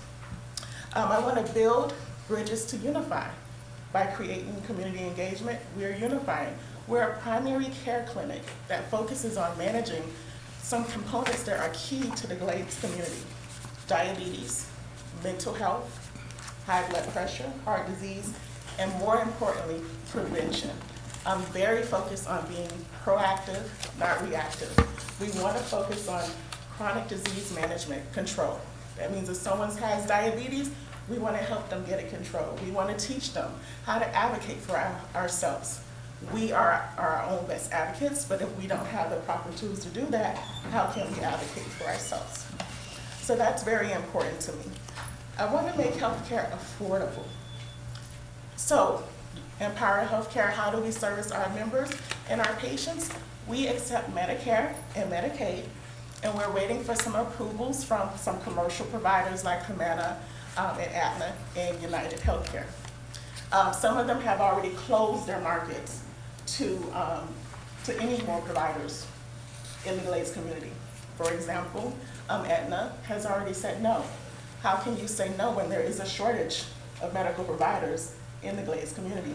But they are, so if anyone has any influence on that, that is something that's very important to talk about in terms of increasing access to care, especially in the Glades community. We're also working on getting like Sunshine Health, because I know I've spoken to some of the residents in the community. Sunshine Health is a part of Medicaid. We are a Medicaid provider, but we're working on getting Sunshine Health as well, because that's what the people of the community have asked me to get credentialed with. We also have a program for individuals who have high deductible and can't afford their deductibles or have no insurance at all. I call that my Empower a Life with Health program. That is a concierge-like program where members can pay a fee to get unlimited medical visits during the month, discounted labs, discounted imaging. And if they're a part of the membership program, since my heart is always in house calls, if someone has been recently discharged from the hospital, I will make a personal house call visit to their home to make sure that they have what they need, because we don't want people utilizing the hospital as primary care. That helps to reduce the burden financially on our patients, on our residents, on our community, as well as our hospital systems. And with that membership, typically the membership is $100 a month. But Empower Healthcare is not a for-profit organization. We are a 5013C approved, tax exempt clinic. So through grants, sponsorships, donations, I think Amazon Smile change over to Empower Healthcare because they donate Amazon to nonprofits. We are able to offer those services not for the $100 that you see advertised, but for $25 a month. So someone who does not have health insurance or has no access to the marketplace, or as some people know it, the Obamacare, or they just can't afford their copays. I know like some companies, their deductibles are $16,000. People can't afford that.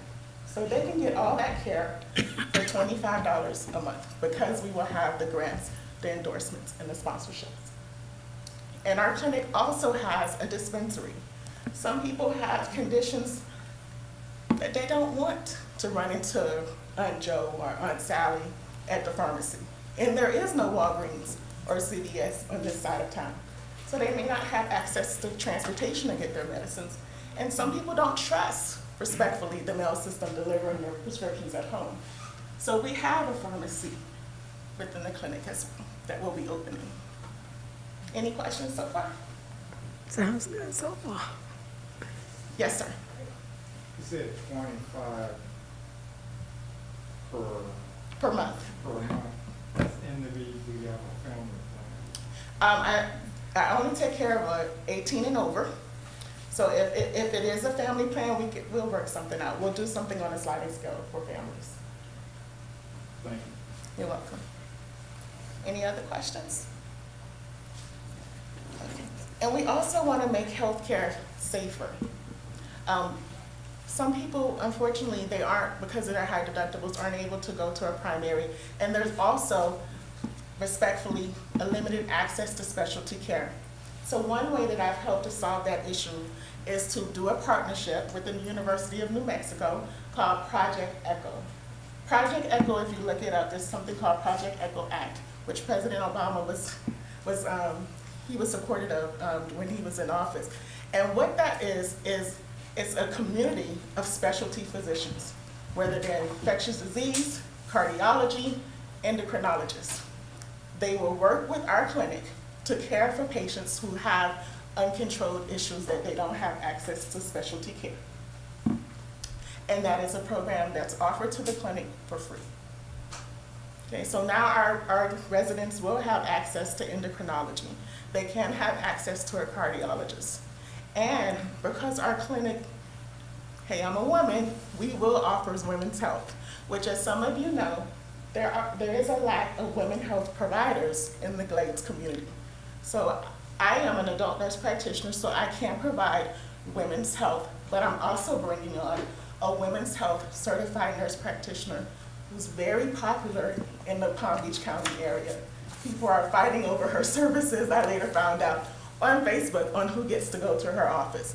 And she's been gracious enough to come over at least twice a month to our clinic. And she can not only do basic women's health as I can, but if a woman has an abnormal screening, she can help manage that too. Only thing we won't be doing is OB.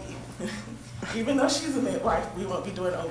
But what we will do for our women is if someone comes in and they are pregnant and they need to get on Medicaid, they need to get on WIC, we will do the pregnancy test and we will sign the confirmation form so that they can start getting those services active and early so that they can get the prenatal care that them and the baby needs. Okay, and then when they have the baby, they can come back.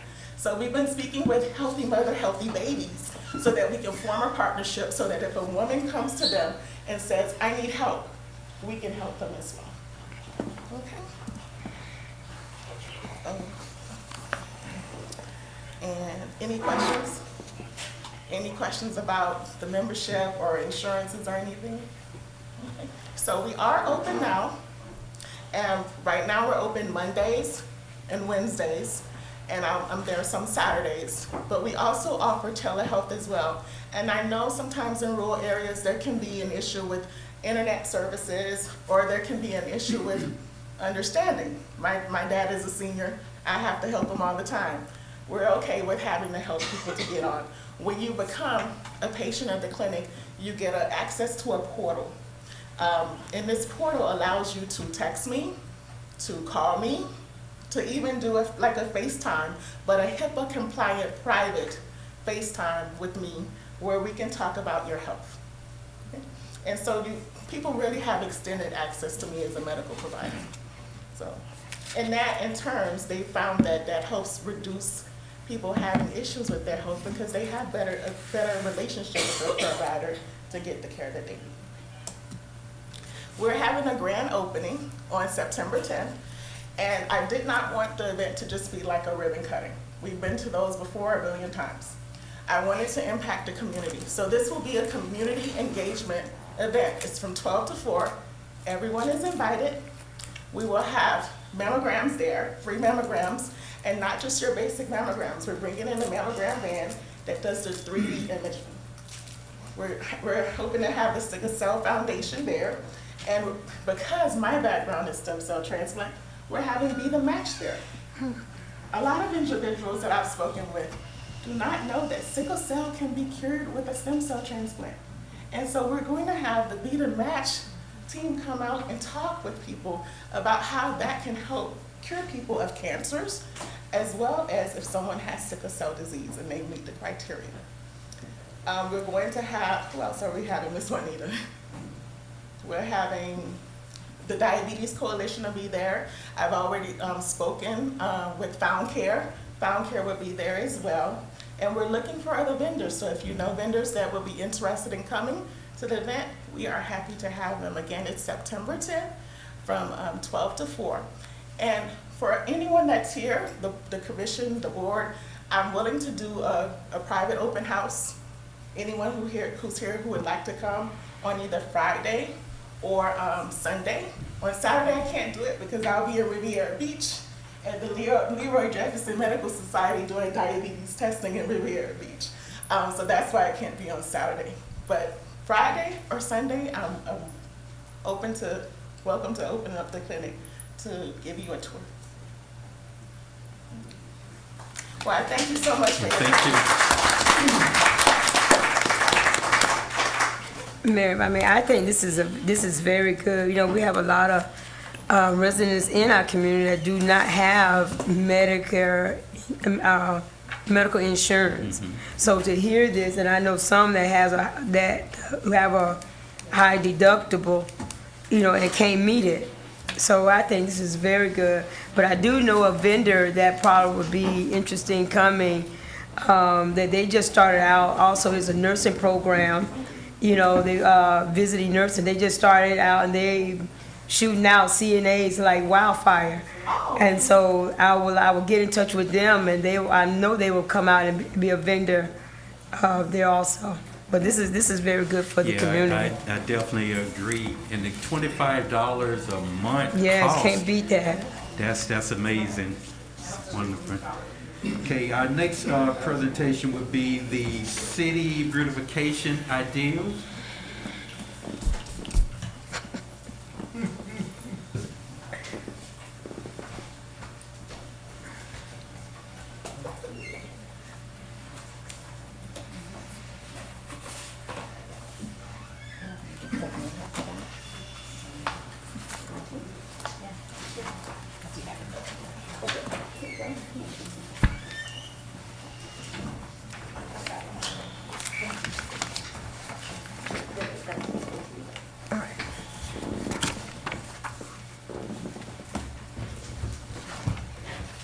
Good evening, everyone. Mayor and Commission, community, thank you all for coming tonight. If anyone would like a copy, you're more than welcome to have one. I am making the staff beautification presentation on behalf of our great staff of the great city of Pahokee. My name is Peggy Boulay Washington. I am the Assistant Director of the Community and Economic Development Department here in the city.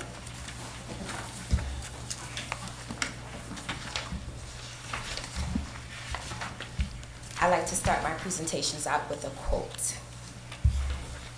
The beautification of Pahokee is not just a work of nature, but a work of art. Then it involves an artist, you.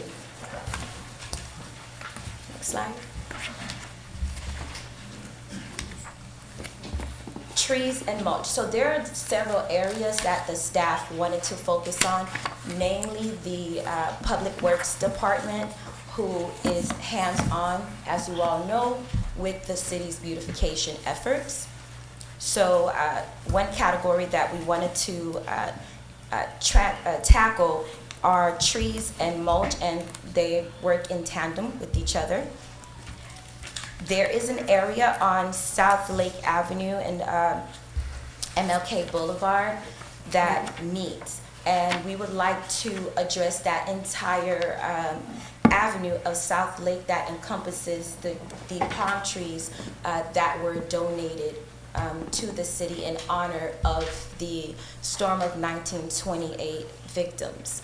So if you notice, we have some images there of the area as it stands currently. Benefits of pruning and maintaining city trees. One, they're great for the tree health. It keeps the city free of debris, minimizing city liability, reduces nuisances, raises residents' morale and ownership, increases travel and tourism, reduces environmental impact. All of these things are things that we are familiar with, and when we visit cities that we would want to return to, cities that we enjoy visiting, right? When the first thing we think of when we drive into a city that we enjoy visiting is aesthetics. Is it pleasing to the eye? That's the first thing that we notice. And this South Lake Avenue is a main thoroughfare into the city. So we want to make sure that we're addressing those pieces as well. Next area of trees and mulch. As far as mulch goes, they'll be placed around the base of the trees. I believe it's 29 trees in total. And it'll be rubber mulch, so they're environmentally friendly. Benefits of mulching include the following. Conserve soil moisture by increasing water infiltration and slowing evaporation. Improve soil structure, fertility, and aeration as it decomposes. Moderate soil temperature, protecting roots from the extreme summer and winter temperatures. Increases travel and tourism, reduces environmental impact. So that those last 3 points also are encompassed in the mulch, because as far as maintaining your trees, you also want to complete the entire package, and the mulch pretty much covers that piece, as well as it protects the life of the tree. Centennial Signage. There will be we're proposing that a Centennial sign will be placed on South Lake Avenue and MLK Boulevard, which is the start of where the trees are aligned on that boulevard when you come into the city. I transposed a makeshift sign there. So that sign isn't currently there, but that's pretty much what it would look like. It would be a freestanding sign, large enough to celebrate the centennial of the city. And benefits of the signage being placed there, it would basically be celebrating a a rare milestone in Glade's history. So as you all know, we are one of the only cities in the Glade that has been incorporated for 100 years. Raises residents' morale and ownership, again, that also does the same. Increases travel and tourism as well. People want to see the city that has been around for 100 years, right? That's something rare. Nowadays, nothing lives to see 100. So we definitely want to make sure we continue to highlight that milestone for the city of Pahokee. In addition to aesthetics, it's visually pleasing. So along with those well-groomed trees, that beautiful mulch, the well-manicured lawn, we want to add the signage there as well, so you know where you are and why it's a special place to be. Next up, we have memorial benches. So we're proposing 2 memorial benches be placed at Commissioner Park and the cemetery on Vacant Point Road. The first bench will be in memory of the late Commissioner Diane Walker, and the second bench will also be placed at the cemetery on Vacant Point Road in honor of the last set of survivors of the storm of 1928, and those names are Ethel Williams, Lucille Salvatore Heron, Iris Salvatore Hodges. All memorial benches will have an unveiling that the public will be invited to attend.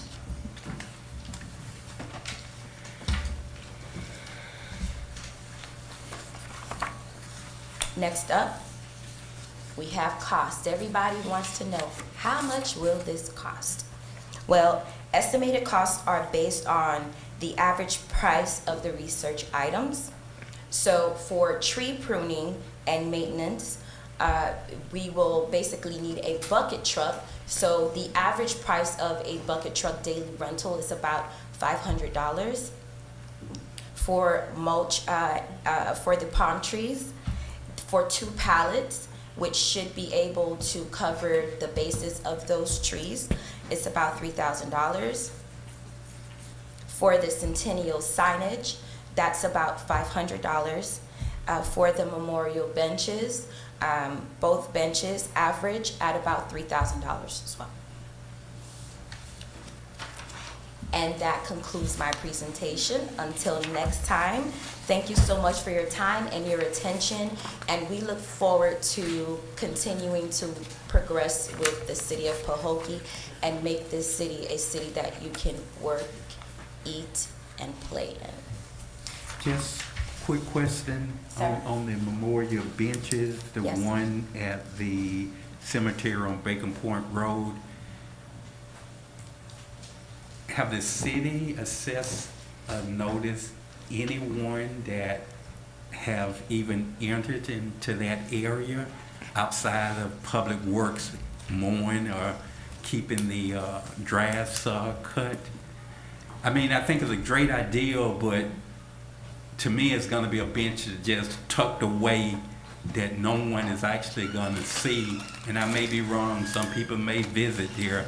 There's a lot of time the overgrowth of grass there too. So at least a bench would probably help and aid in maintaining that a little better. That was just one question. The other question: have we looked at the maintenance of the mulch? Because once that grow up with grass, it's so unsightly. So I'm just hoping that we have a plan to, was it spraying it once every quarter or something that addresses that? So I'll address your first question.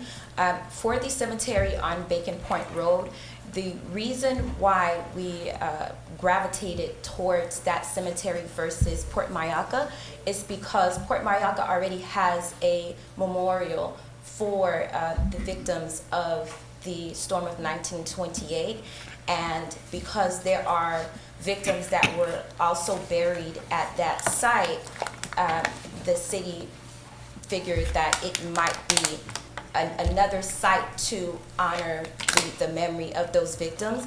In addition to, the bench would be placed towards the entrance of the cemetery, calling attention to the cemetery so that the cemetery is frequented more as a site as well to visit and pay respects. Yeah, question. And then to the second, would you like to ask your question, or do you want me to answer the second? No, you can go ahead, go ahead. Okay. And so for the second question, we did speak with Public Works, and the maintenance of the mulch, because it is rubber mulch, it lasts a little longer, and is interchanging them isn't as painstaking as it would be as wood chips. So I was referring to the grass growth. so as far as that goes, they are treating the weeds as well with the weed killers and things of that nature. So when they do their weekly pruning and maintenance of that area, that is something that they will call attention to make sure that it's continuously groomed. Yeah, my question was in reference to the cemetery on Bacon Point Road. Yes. It's very surprising that a lot of citizens don't know that we have a cemetery within the city limits. So that's the point of one of the points that was made of the bench, to call attention to that cemetery as well. Right.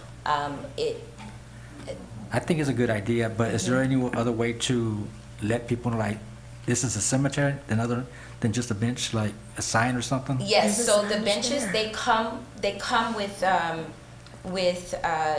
plates, and then with the plates we'll also have signage of some sort, letting folks know, visitors know, that this is in commemoration of the storm of 1928, and these are the individuals that are being honored at that bench. So folks will know why it's there, what it's there for, and hopefully attract that type of visitor as well. Because cities have all kinds of visitors, and people visit for all kinds of things. Some people like to visit to pay their respects, so that may be another type of travel and tourist industry that we tap into by doing this as well. Okay, I appreciate it. If I'm not mistaken, there's a signage already up there, you just don't notice it, but there is a signage there. It's small, it's on the... Yeah, for that cemetery. But my thing is going back to with the mulch and with the weed, as what the mayor was saying,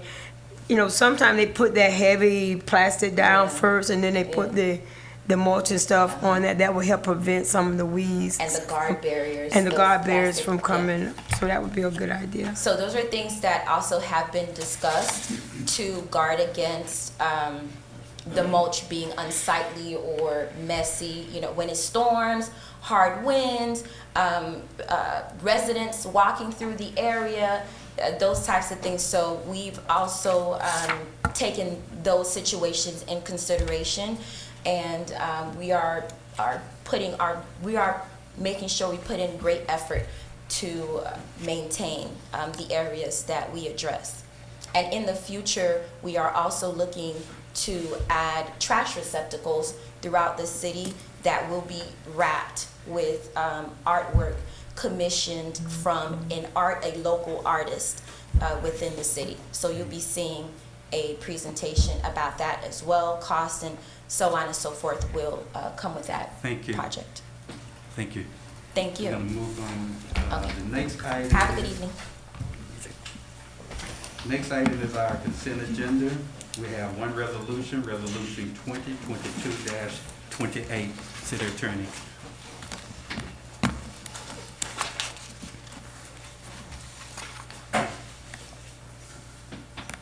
A resolution of the City Commission of the City of Pahokee, Florida, authorizing the mayor and interim city manager to execute a community development block grant agreement for fiscal year 2022 to 2023 between the City of Pahokee and Palm Beach County for funding of code enforcement services. Attached hereto is Exhibit A, and providing for an effective date. Thank you, City Attorney. City Manager, could you give us a brief explanation of this resolution? This is one of the grants we received from Palm Beach County, Mayor and Commissioners, and it's just being renewed. And And usually we get a little more, so the allocation is a little less for this fiscal year, correct, Ms. Lim? Thank you. City Commission, having heard Resolution 2022-28, properly read into the minutes by our city attorney, properly explained by our city manager. What's your pleasure? Mayor, I move that we would accept the consent agenda resolution 2022-28. I second. It has been moved by Vice Mayor Mervin and properly seconded by Commissioner Bolden that we accept Resolution 2022-28. Call for questions. I have a question. Unless they move it out. How about the minutes? They need to be separate. There's a resolution and we'll take that in minutes. I can do them all. Yes, sir. Yeah. So With you're moving it from consent? No, not what is that? You're removing the resolution from consent? No, he was asking about the minutes. I told him once we take care. He's talking about these. That's what I'm saying. Once we take care of the resolution itself, then we'll consent the items for the minutes, because it's like 3 of them. So, Yes. Mr. Mayor, what the clerk is suggesting is that under the consent agenda, unless something's pulled, you can do that in one vote. Okay. Yes. Okay. We can do that. So I need to rephrase we're gonna motion. Undo. I move that we will accept the consent agenda with resolution 2022-28 with the June 28, 2022 City Commission workshop minutes. Also, June 28, 2022 City Commission meeting minutes, and July 12, 2022 City Commission meeting minutes. I second. It is then moved by Vice Mayor Mervin and properly seconded by Commissioner Bolden that we accept our consent agenda items, which include Resolution 2022-28, the City Commission workshop of June 28th, the City Commission regular meeting minutes of June 28th, and the July 12th, 2022 City Commission meeting minutes. Call for questions. I have one question.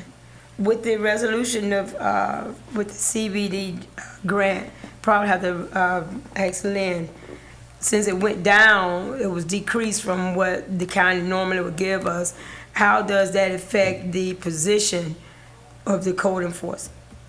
'Cause I know this is what this is for, it pays for the code enforcement. So how does it affect that position? It doesn't affect the position. The grant has always paid only a portion of the code enforcement individual's salary. Therefore,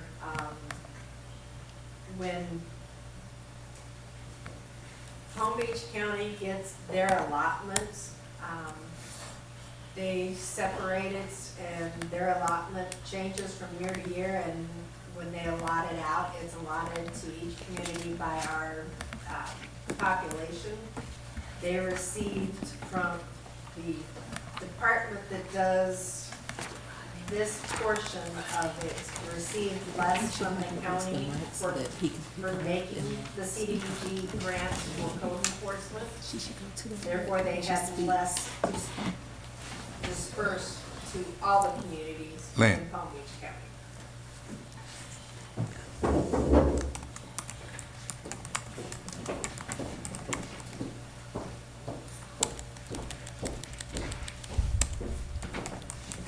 The department that handles CDBG for Palm Beach County gets an allotment, and then they divide it up into multiple different expenditures. Some is for code enforcement, and that expenditure countywide was reduced overall. That expenditure is then divided by municipalities by population, which is why our allotment was reduced. Our allotment has never paid the full salary of our code enforcement officer. It's only paid for a portion. Therefore, while it does impact our budget, we will have to make up more of the difference out of general fund revenues. It is not unusual, and there is the potential that in FY '24, the revenue allotment from the county will again increase, just based on what they get from their county allocation. So the $42,651, that is not gonna affect the position at all for those, I know it's 2 positions, a full-time and a part-time. Yes. So it's not gonna affect those positions? No, we're not making any changes to those positions. We are just adding additional subsidy from the general fund. Mayor, could Ms. Adams shine a little light too? If I may also as well, the funds that, as Lynn was speaking of, is the Department of Housing and Economic Department for Palm Beach County. And those are HUD funds. And so HUD sends, if they decrease the amount that comes down to us, so that is an impact from that as well. And those dollars that we receive from CDBG are only used for our full-time code enforcement officer. As Ms. Lynn said, we've never been able to fully fund that position, that full-time position. In the past, we have had CDBG funds that also come from Palm Beach County Building, Planning, and Zoning, and that's something we're looking at to go back and try to access to see if they are available. All right, I got it. Did that answer, Vice Mayor? And then I guess the difference we have to make up in general funds Do the budget. to offset it. I got it. Hearing no additional question, are you ready for a vote? Roll call, Madam Clerk. Vice Mayor Nervous? Yes. Commissioner Bolden? Yes. Commissioner Gonzalez? Yes. Commissioner Perez? Yes. Mayor Bab? Yes. Thank you, Madam Clerk. Thank you, Commissioners. Motion passed by unanimous vote. We don't have any old business at hand. We do have one item on our new business, the discussion and direction of charging or renting out our facilities, City Manager. Thank you, Mayor. Did you get my slide, Ms. Val? I wanted to bring this to City Commission to seek discussion and direction on, does the Commission want us to consider renting out or charging for the use by the public the following city facilities? I guess historically we hadn't charged the public for the gym, marina conference room, the parking lot, and pool, and all the pavilions. So what I've provided with you is also our current rate sheet.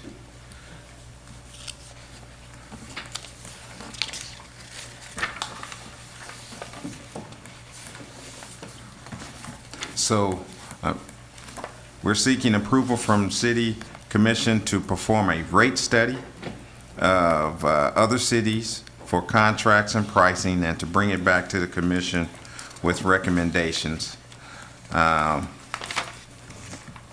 Wanted to see what discussion or direction you as the Commission wants us to do. So I just wanted to feel your questions and inputs. Okay. My input on it would be that it's okay to charge services, costs for certain aspects of our facilities. For instance, the pavilion, the only pavilion I would really be comfortable with charging is, say, the large pavilion. Most parks does that, even the county, to reserve that pavilion. You know, there's a cost associated with it. But for instance, the pavilion going east of the dike in the public picnic area, I would want to charge for that. And I also would look real close and careful at the amount that we're charging. For instance, the cafeteria, you know, for a funeral, for a repast, it takes $550 to rent that facility to me, for a community, low economic community, not everybody low economic, but on average, that's a lot.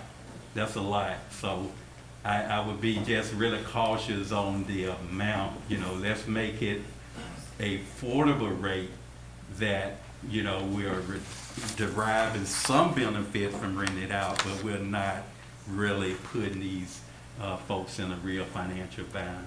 Yeah, I didn't really study that, but I'll take a look at it. But that would be my only concern, the amount of the rent that we actually charge. We never charge for the sofa, for the conference room.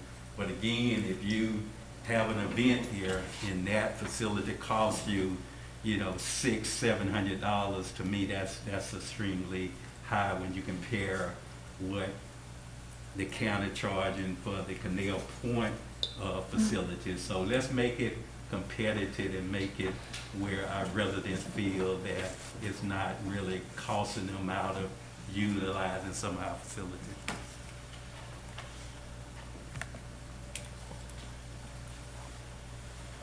Anyone else have any input? I have a question. The city manager did, like, how did you come up with those figures? What were the factors that were taken in consideration?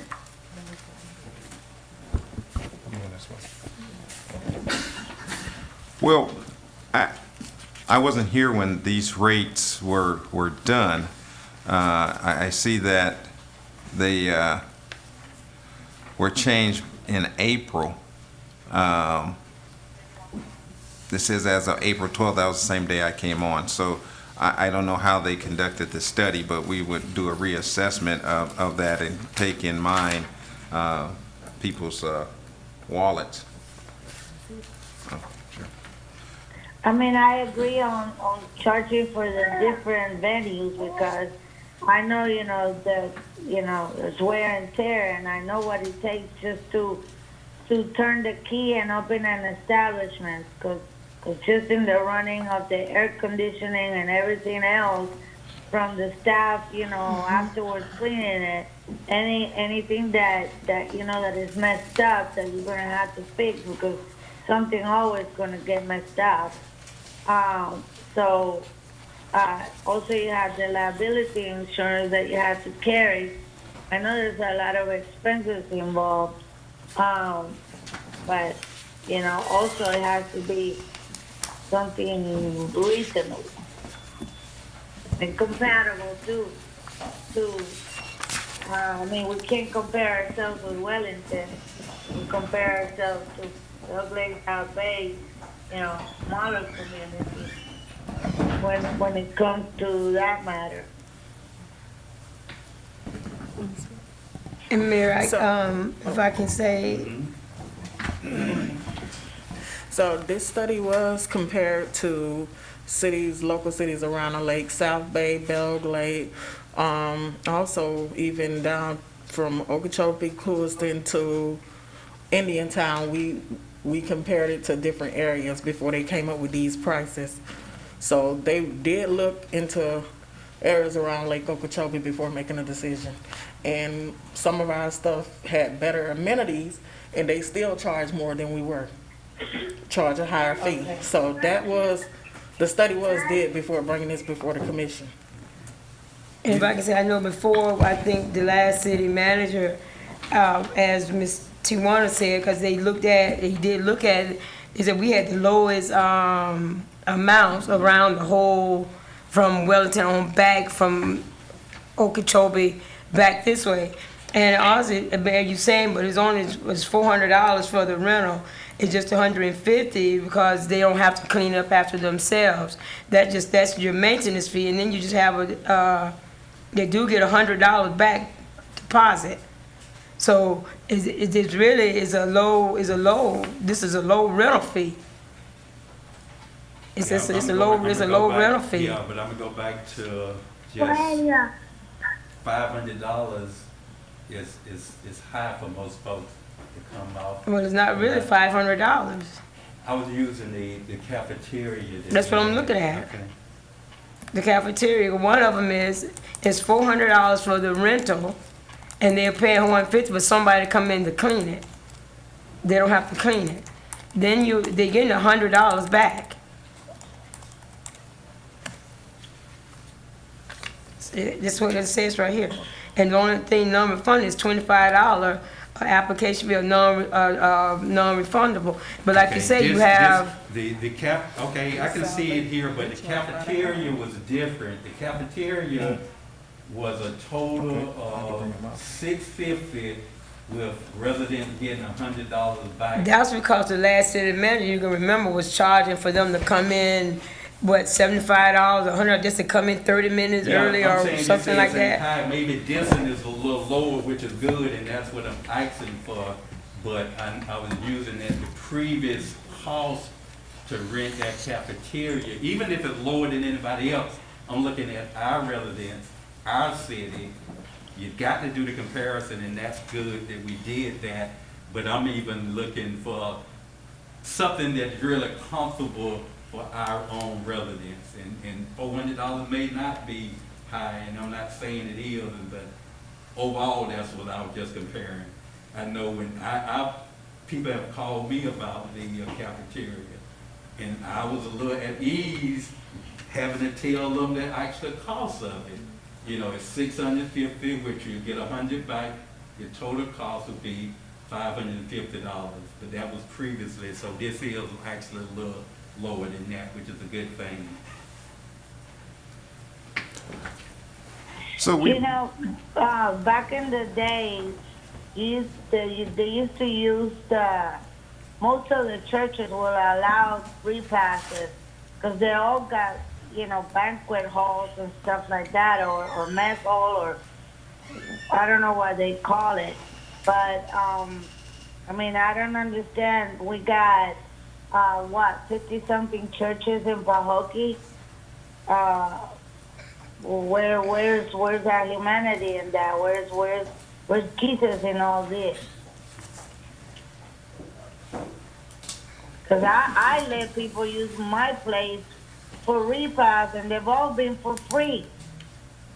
But yet we have a city and we got 52 churches that they cannot, that no pastor will say, it's okay, you don't have the money, you're more than welcome to do it here. And open the doors. And where's the hospitality to cook and offer? Isn't that what Christ Fellowship is all about?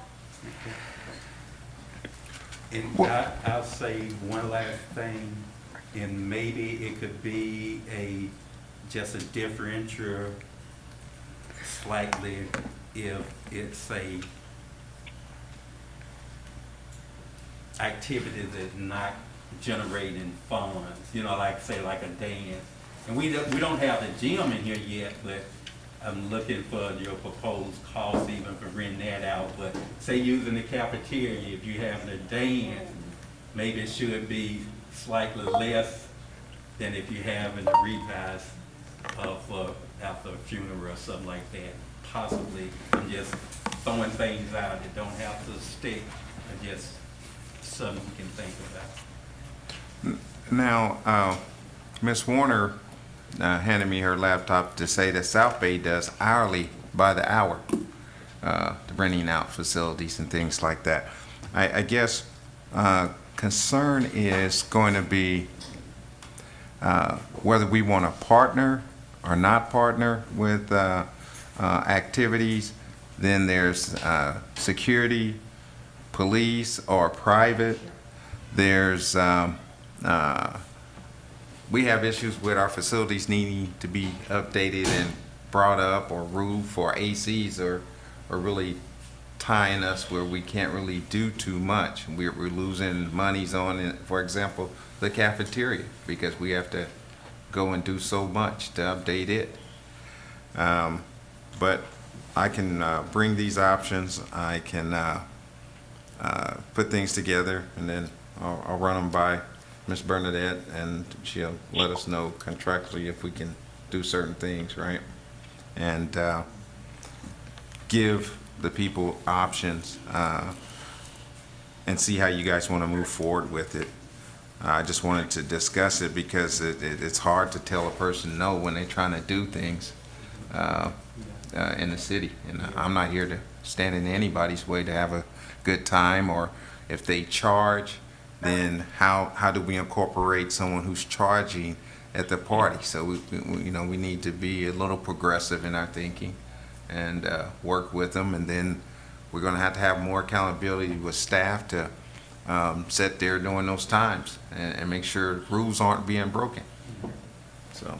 See, that's another thing along with your fees, because you got to remember you have staff that's going to be coming on the weekend, open, closing, or what have you, to be monitoring that. But if I'm not mistaken, I think when they have special events anyway, you had to have security. I'm not mistaken. Mr. Joseph, was that right before when they rented out the facility?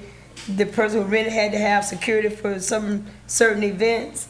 So I think that's already somewhere into the contracts. But we gotta be a municipality, and you gotta run your city, and if you go anywhere, like you said, you're gonna have to get a price, $400 rental fee of a facility.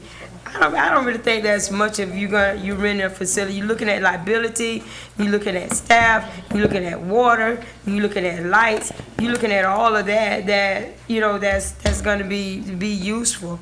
Even churches now charging, but not because they want to, because using their lights, using the water, they have to go in and clean it. There's a charge for it, and it's in every city. It's not just here. It's everywhere. Yeah, I agree, and I'm not advocating not to charge. I'm just saying, just keep that in mind. Let's keep it reasonable. And is 400 reasonable? To the majority, it's reasonable. I'm not disputing that. I'm just throwing out my thoughts on the whole process. But I certainly think we should be competitive, but reasonable at the same time. Okay. Commissioner Bowden? No, I just wanted to say, renting out facilities in other cities, some of them do have rates for citizens that are different from rates from those who are not residents. I think that's something we can work out. But it's really important for our citizens to have access to, everything that Pahokee has to offer. That's very important to our people. And the only thing that I'm really concerned about are the park pavilions. I wish we had better ones. I wish we had bigger ones before we actually start kind of charging people to use those. I wish we had more of them at MLK Park. So other than the pavilions, I think it's a really good idea to give our citizens access. Yeah. And I don't know if you heard my comment, Commissioner Bowden. I think only those really at this point, the large provision should be charged. The smaller one, I don't even feel at this point those should be charged. But again, that's just my opinion. I agree. I agree with that. Okay, one other question. Would you consider renting the park itself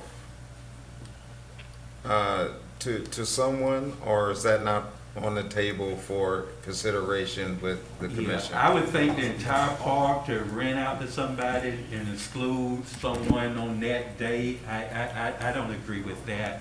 Like I say, the large area of the pavilion, that's fine, but the entire park is a public park and it should be open to the public, I feel. The only thing with that is that, but what if, say for example, if Smith's family wanted to have a family reunion out there at the park, and someone out there is already out there, something like that, you have to have, it have to be some kind of guidelines. They do commission a park like that, but they don't exclude that you can't come out and be on the swing and the splash pads or whatever other area you may be wanting to utilize. No, I'm just saying to make sure you have to put things in, Detail. Have a detail. Okay. So we to me, Commission Park is just like a big pavilion. I can see renting that out, but you're still not talking about the entire park is going to be off limit for any of the public to use. But the pavilion would. Okay. So we're going to come back with it for as the gym, because I think the gym should be rentable too. I think it should be something. And matter of fact, that's one of the reasons that Palm Beach County funded the renovation of that gym is to allow public access to it. It didn't say we couldn't charge, but the public need to be there, be able to use it outside of a city-sponsored program or event. Question.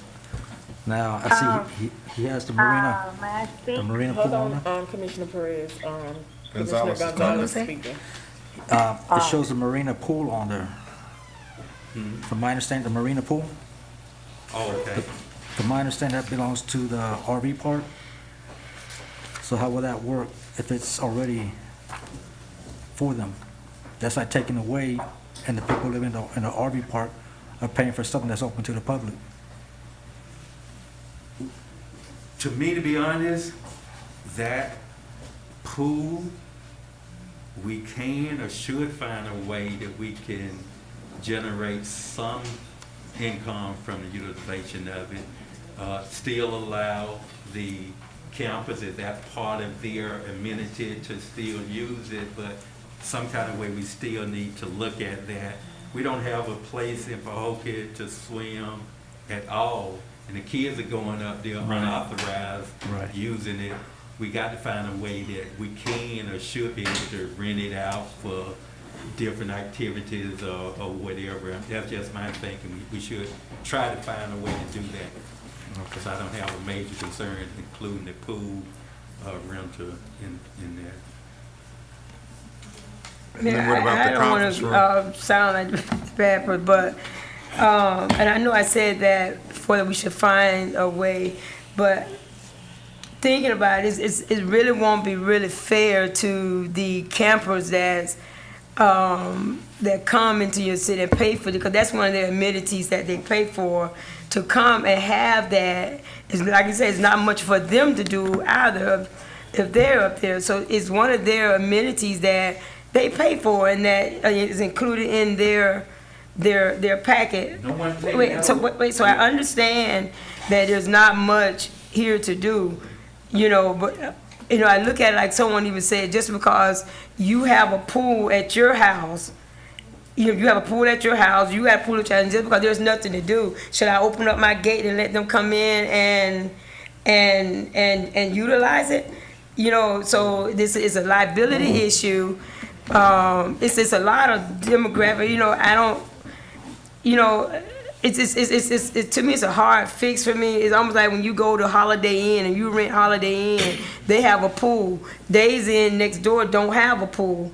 You can't go get in Holiday Inn pool if you don't have that access key of Holiday Inn. You have to pay for that amenity. So I understand that there's not much here to do as far as the pool. We're not taking it away, and I'm not suggesting to take away from those campers to utilize. We'll find a way that it can be utilized by, I'm just thinking it can be utilized by both. And if you count the campers that actually go and swim in that pool, I'm not saying they don't, but it's gonna be minimum. So it can be a way that you can have a schedule that you can allow certain rental times on there, whether it's blocked up 2 hours or whatever the case may be, and allow the campers also to be able to utilize without taking it away. That's just my thinking, that it can be done that way without infringing on renting it or the campus itself. So it may not be able to be worked out, but I think it can be if we strategically schedule it in a way that it can. I think as far as liability-wise, that will be like opening a can of worms, or you're going to have to look into that. You're talking about kids, and it's not just the drowning, it's, if they fall or it's this or that. And Tasha is right, Marvin is right. That's an amenity that comes with. So you don't want, if you're in the campground, you don't want to go to the pool and find a pool of kids or anything going on. That's not right. I think what we need to do is do whatever we have to do with that splash pad, and we need to do the Olympic or community-sized pool, whatever you guys want to call it, but we need to have a community pool. We need a pool for the kids. Meanwhile, we have the splash pad. Let's get it fixed. If it's 80,000, if it's 100,000, we have the money now. Let's get it fixed. It's time to start working on solutions. Stop planning, stop talking. Let's do it.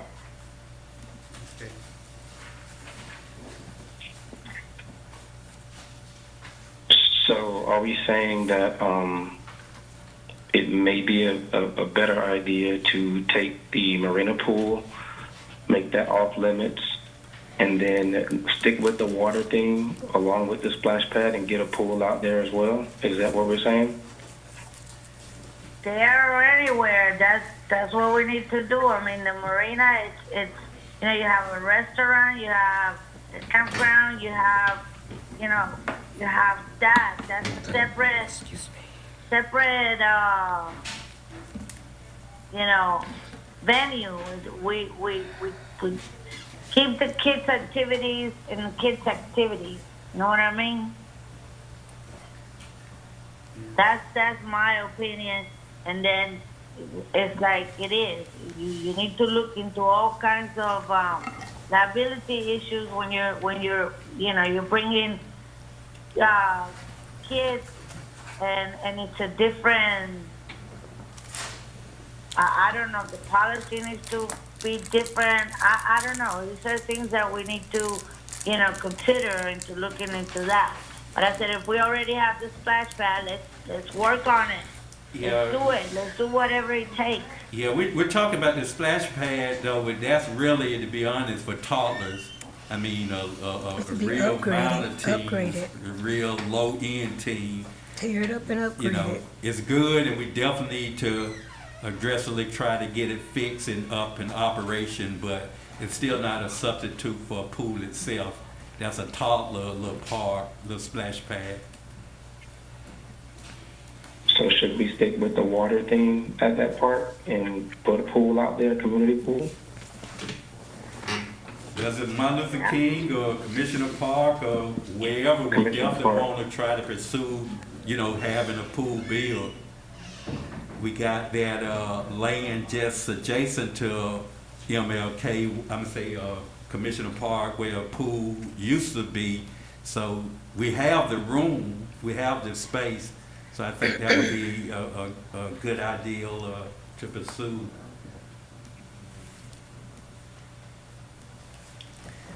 But I think just for clarity, if we're thinking now not to utilize the marina pool because of the liability, we need to at least have a consensus on that so our city manager know whether or not that's something that he need to consider getting a fee for renting out. If that's not the consensus of this commission, then he can kind of cross that one off his list.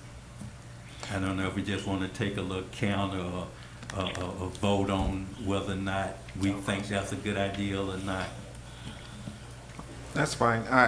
Just be mindful when it comes to any kind of water, we still need to be vigilant with accountability and provide staff or lifeguards regardless. Yeah. So, we hadn't been doing that, and that's a concern. That's a red flag.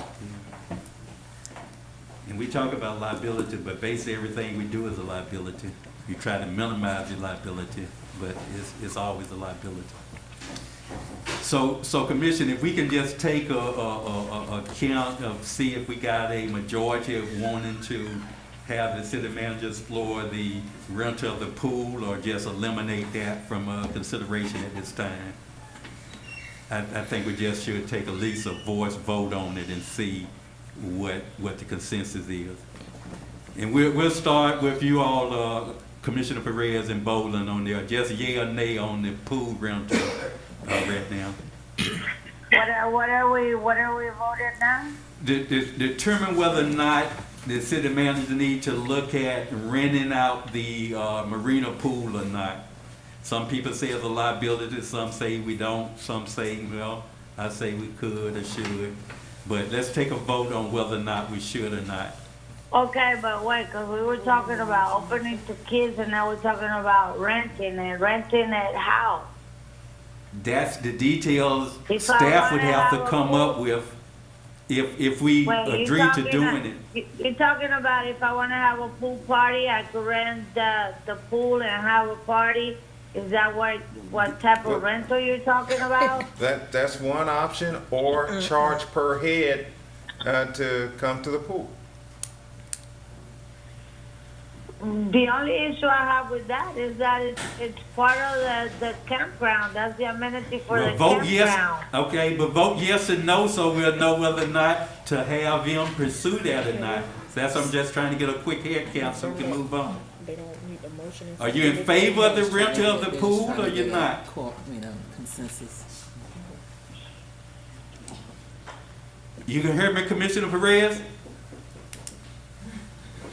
Yeah.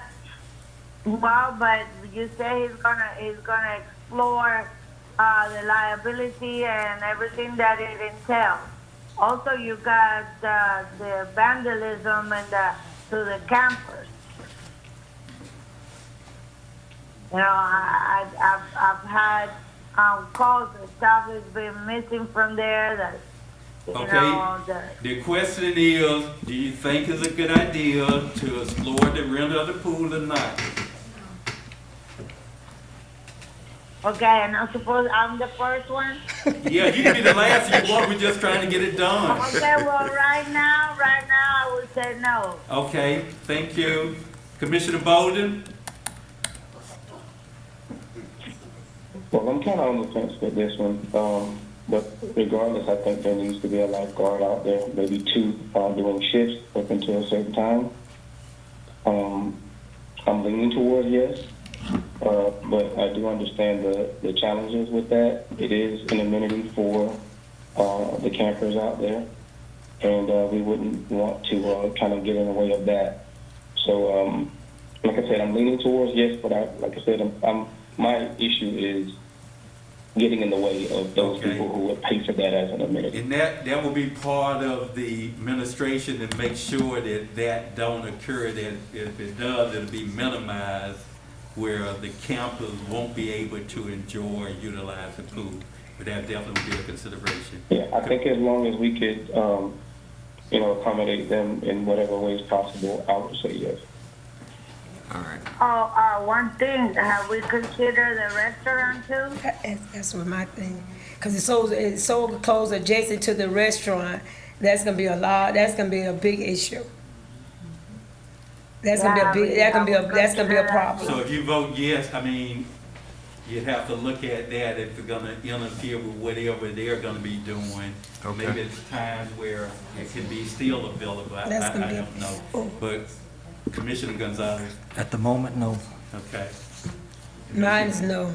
Okay, and mine would be yes. So we at this point we won't go. Yeah, we won't proceed with the rental of the pool. We got 2 yes and 3 no. Okay, thank you. Appreciate it. All right. Thank you. Appreciate you for your time. All right, next is we don't have any public hearing, no resolutions. Now we move to the report of the mayor. Just really quickly. I met with, along with the Tri-City mayors and one of the city managers. Was hosted by South Bay with Congresswoman Sheila McCormick. We talked about federal funding for the cities and how she can assist in that effort. She's asking for a list of any of our funding requests from the federal level. Mainly we talked about funding for infrastructure in other areas. I even mentioned the historic grants for the old high school that possibly we will want to see if we can seek some funding to renovate that and turn it into a city hall. I reminded her we are the only city that I know of in Palm Beach County that don't have a permanent home, which is City Hall. It would include the chamber and our city offices. So that was on Monday. If we can get that to her, I do have her email address, and we can forward that to her. She's going to be speaking with the Secretary of Transportation, actually on tomorrow.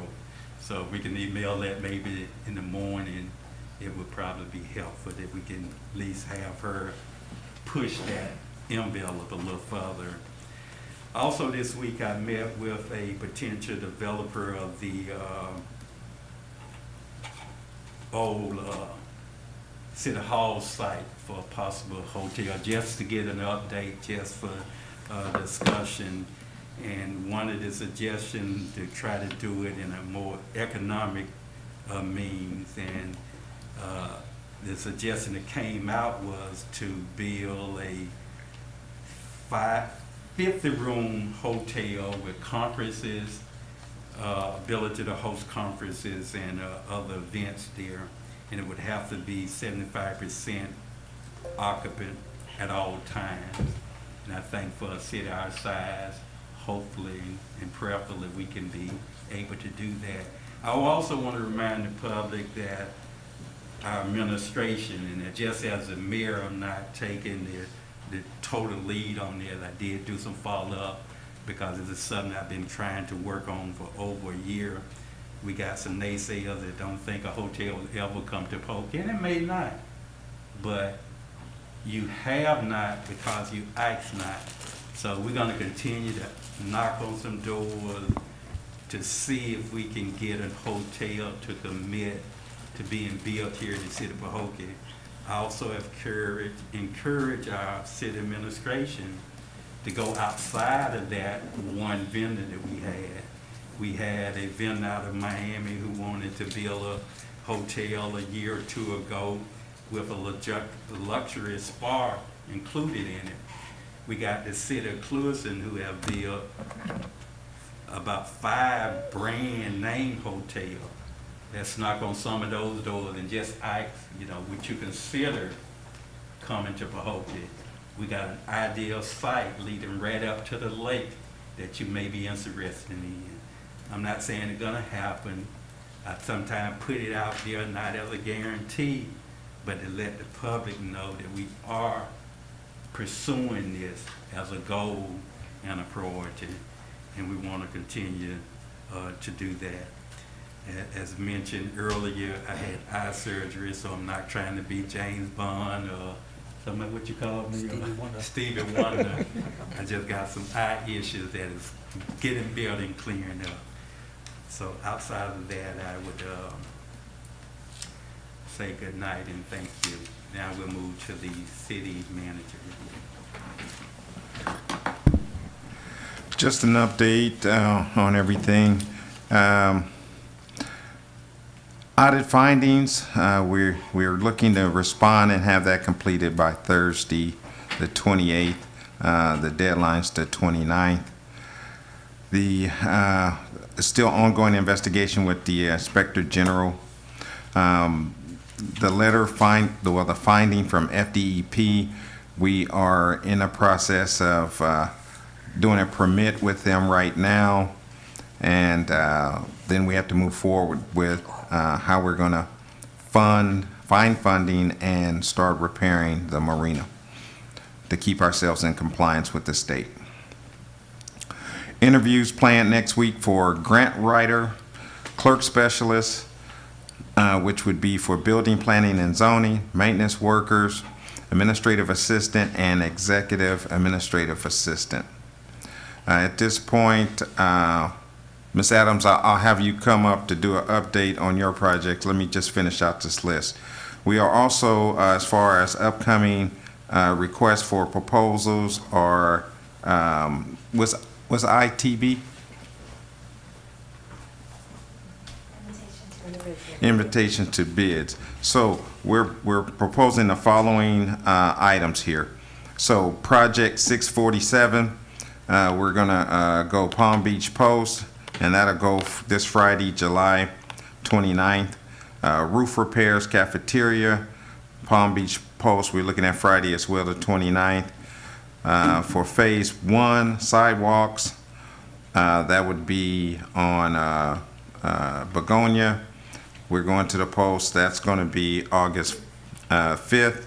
And then phase 4 advertisement for ITB would be August 8th. Staff and contractors are currently working on repairs at the sports complex, the cafeteria and grounds, and marina complex interior and exterior in order to assist Everglades Prep Academy in getting open and Muck Tavern operation by mid-August. Staff has had a meeting, a preliminary meeting with the developer regarding hotel chain, their representatives, and discussion of options and locations. We're going to treat it as confidential at this moment as we work out details and get legal involved. Sunjack Lawn Maintenance, they do the mowing for Pahokee Housing Authority. We've entered into a short-term agreement with them to mow, at least right now, August.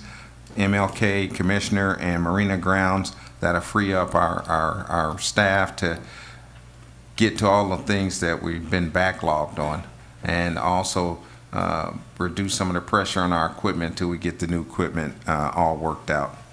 And that's a special assignment on a month-to-month basis. Current events coming up, July 27th, Palm Beach County League of Cities at 11:30, so that's tomorrow at Royal Palm Beach Cultural Center. Also August 6th, Back to School Bash at Pahokee High School, 900 Larimore Road, and that's from 10 a.m. to 2. And then September 16th, the Storm of 1928 Memorial Event at Port Mayaka, that's from 10 a.m. to noon. And Ms. Adams is going to give you guys an update on city projects. Thank you, City Manager. Thank you, Mayor, Commission.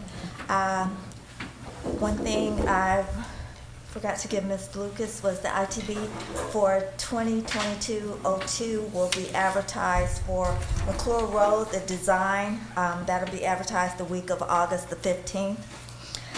East Lake Village project will resume work. We're hoping the week of August the 15th. Could you I'm sorry.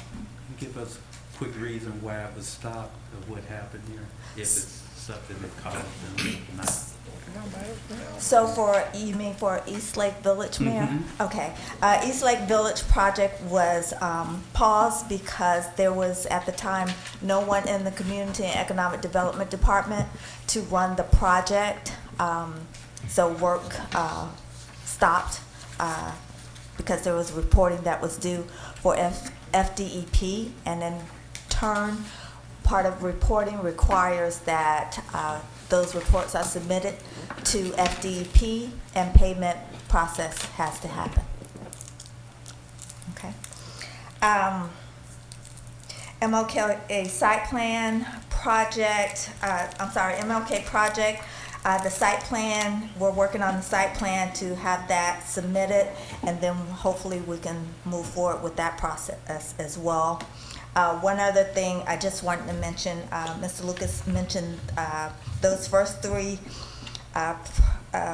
projects that are scheduled to be advertised, 2022-01, 2022-02, 2022-03. Those will be RFPs, so it will be a request for a proposal for those. Also, the city last week completed their CDBG monitoring, and we got outstanding ratings for our CDBG funding, which we received from the county. And that concludes our project. Great. The lot adjacent to Commissioner Park, what's the status on that demolition of that building and the cleaning of that lot? So that is project 647. That is the RFP for 2022-01. And that's scheduled to go out be advertised Friday, yes. Okay. I have a question. And also, Mayor, just to add, you should be able to see that house in the next couple of days, because I've already requested all that back garb that's high will be gone. Commissioner Gonzalez, you have a Yes. question? You said the East Lake Village project, that's run by the fire department, right? Correct. Okay. Who told you that that reason it got held back? Well, Who'd from you my speak with? understanding, there was no one in the department to complete the reporting process. Who did you speak with? From Community and Economic Development Department? No, who told you that's the reason why it didn't move forward? Well, I spoke with the contractors. And what's their names? Contractors are Ryobach and MDO. No, names. Marcos de Orca. And who else? And from Ryobach, it is Mark Shiro. Mark? Mm-hmm. How you spell his last name? So that I don't mess it up, I'll have to send it to Okay, you because I can't remember. Because I spoke with Jonathan personally. Jonathan's the guy who had the property for sale on Remax. And he told me personally, they weren't gonna build on that and it was up for sale. Okay, No, we're talking about two different We're talking projects. two different projects. Oh, that's what I was asking you. Yeah, the East Lake It's the Village. East Lake East Lake Village. Village is storm drain that we get from FDEP funding. Oh, okay. I apologize. No problem, no problem. Also, we are looking for volunteers for our back-to-school bash. So if anyone is interested in volunteering, please reach out to myself or Ms. Boulay. That is all of. One last question, the filling of the potholes. We had started, we ran out of field. What's the status on that? I think we were buying it by the little bag, so. So from my understanding, I believe that there is a PO request that is in the system so that we can resume that. But I will check to make sure that is being fulfilled. And we stopped a month ago, so I'm not sure. Yes, sir. And then another strategy that we've been talking about is buying a truckload of the asphalt and somebody walking behind it and just shoveling and start putting it in. So that is on the table as well. So we can get this. Yes, that's it. handled. That's what you need. Them bags ain't gonna do it. Thank you. Now we move to the city attorney report. Yes, Mayor, Vice Mayor, Commissioner. Normally I would not report on cases that are being handled by insurance. However, I was asked tonight to give some comment to a case that has recently settled. It is Miller versus City of Pahokee. And the case settled for far less than what was demanded, and also less than what were claimed to be the medical expenses, et cetera. So believe the insurance company lawyers and the city believe that it was a good settlement for the city. The manager attended the mediation as well as myself, and that pretty much concludes it. The amount was for $65,000. Thank you. That concludes my report. Thank you. Now we move to the commission comments, and we'll start with Vice Mayor Murphy. I have very little. I just want to thank the citizens for coming out, also being a part of the city and the concerns of the city. I want to give staff that made the reports tonight. One was Ms. Boulay on the beautification of the city. Because I always said that the city stuff, remember I showed the pictures of the city property and all property that needs to be taken care of within the city. So I'm glad that they're taking a jump start on that, but it's gonna take all of us in the community to beautify the city of Pahokee. We all gonna have to take care of our properties. When you ride by, you can see, that we need to take care of what we own, even if our code enforcers do their due diligence, and the city of who owns these properties to get these properties up to code and lawn and painted. And I know there was a program that we had that every 5 years, I think they had to paint if there were their buildings. So I'm hoping that that still is in effect, you know, that the buildings has to be painted. Also, that we can, when the grass reaches 3, I know in some area in Port St. Lucie or even in Indiantown, when property grass would be 3 and 4 inches, they put tags on, they put sticks down in that property, and they start finding those owners of who that's the only way you can be able to keep your community clean. The city has to do their part, and also we have to do our part. I'm glad about the construction of our roadways. That's a big plus.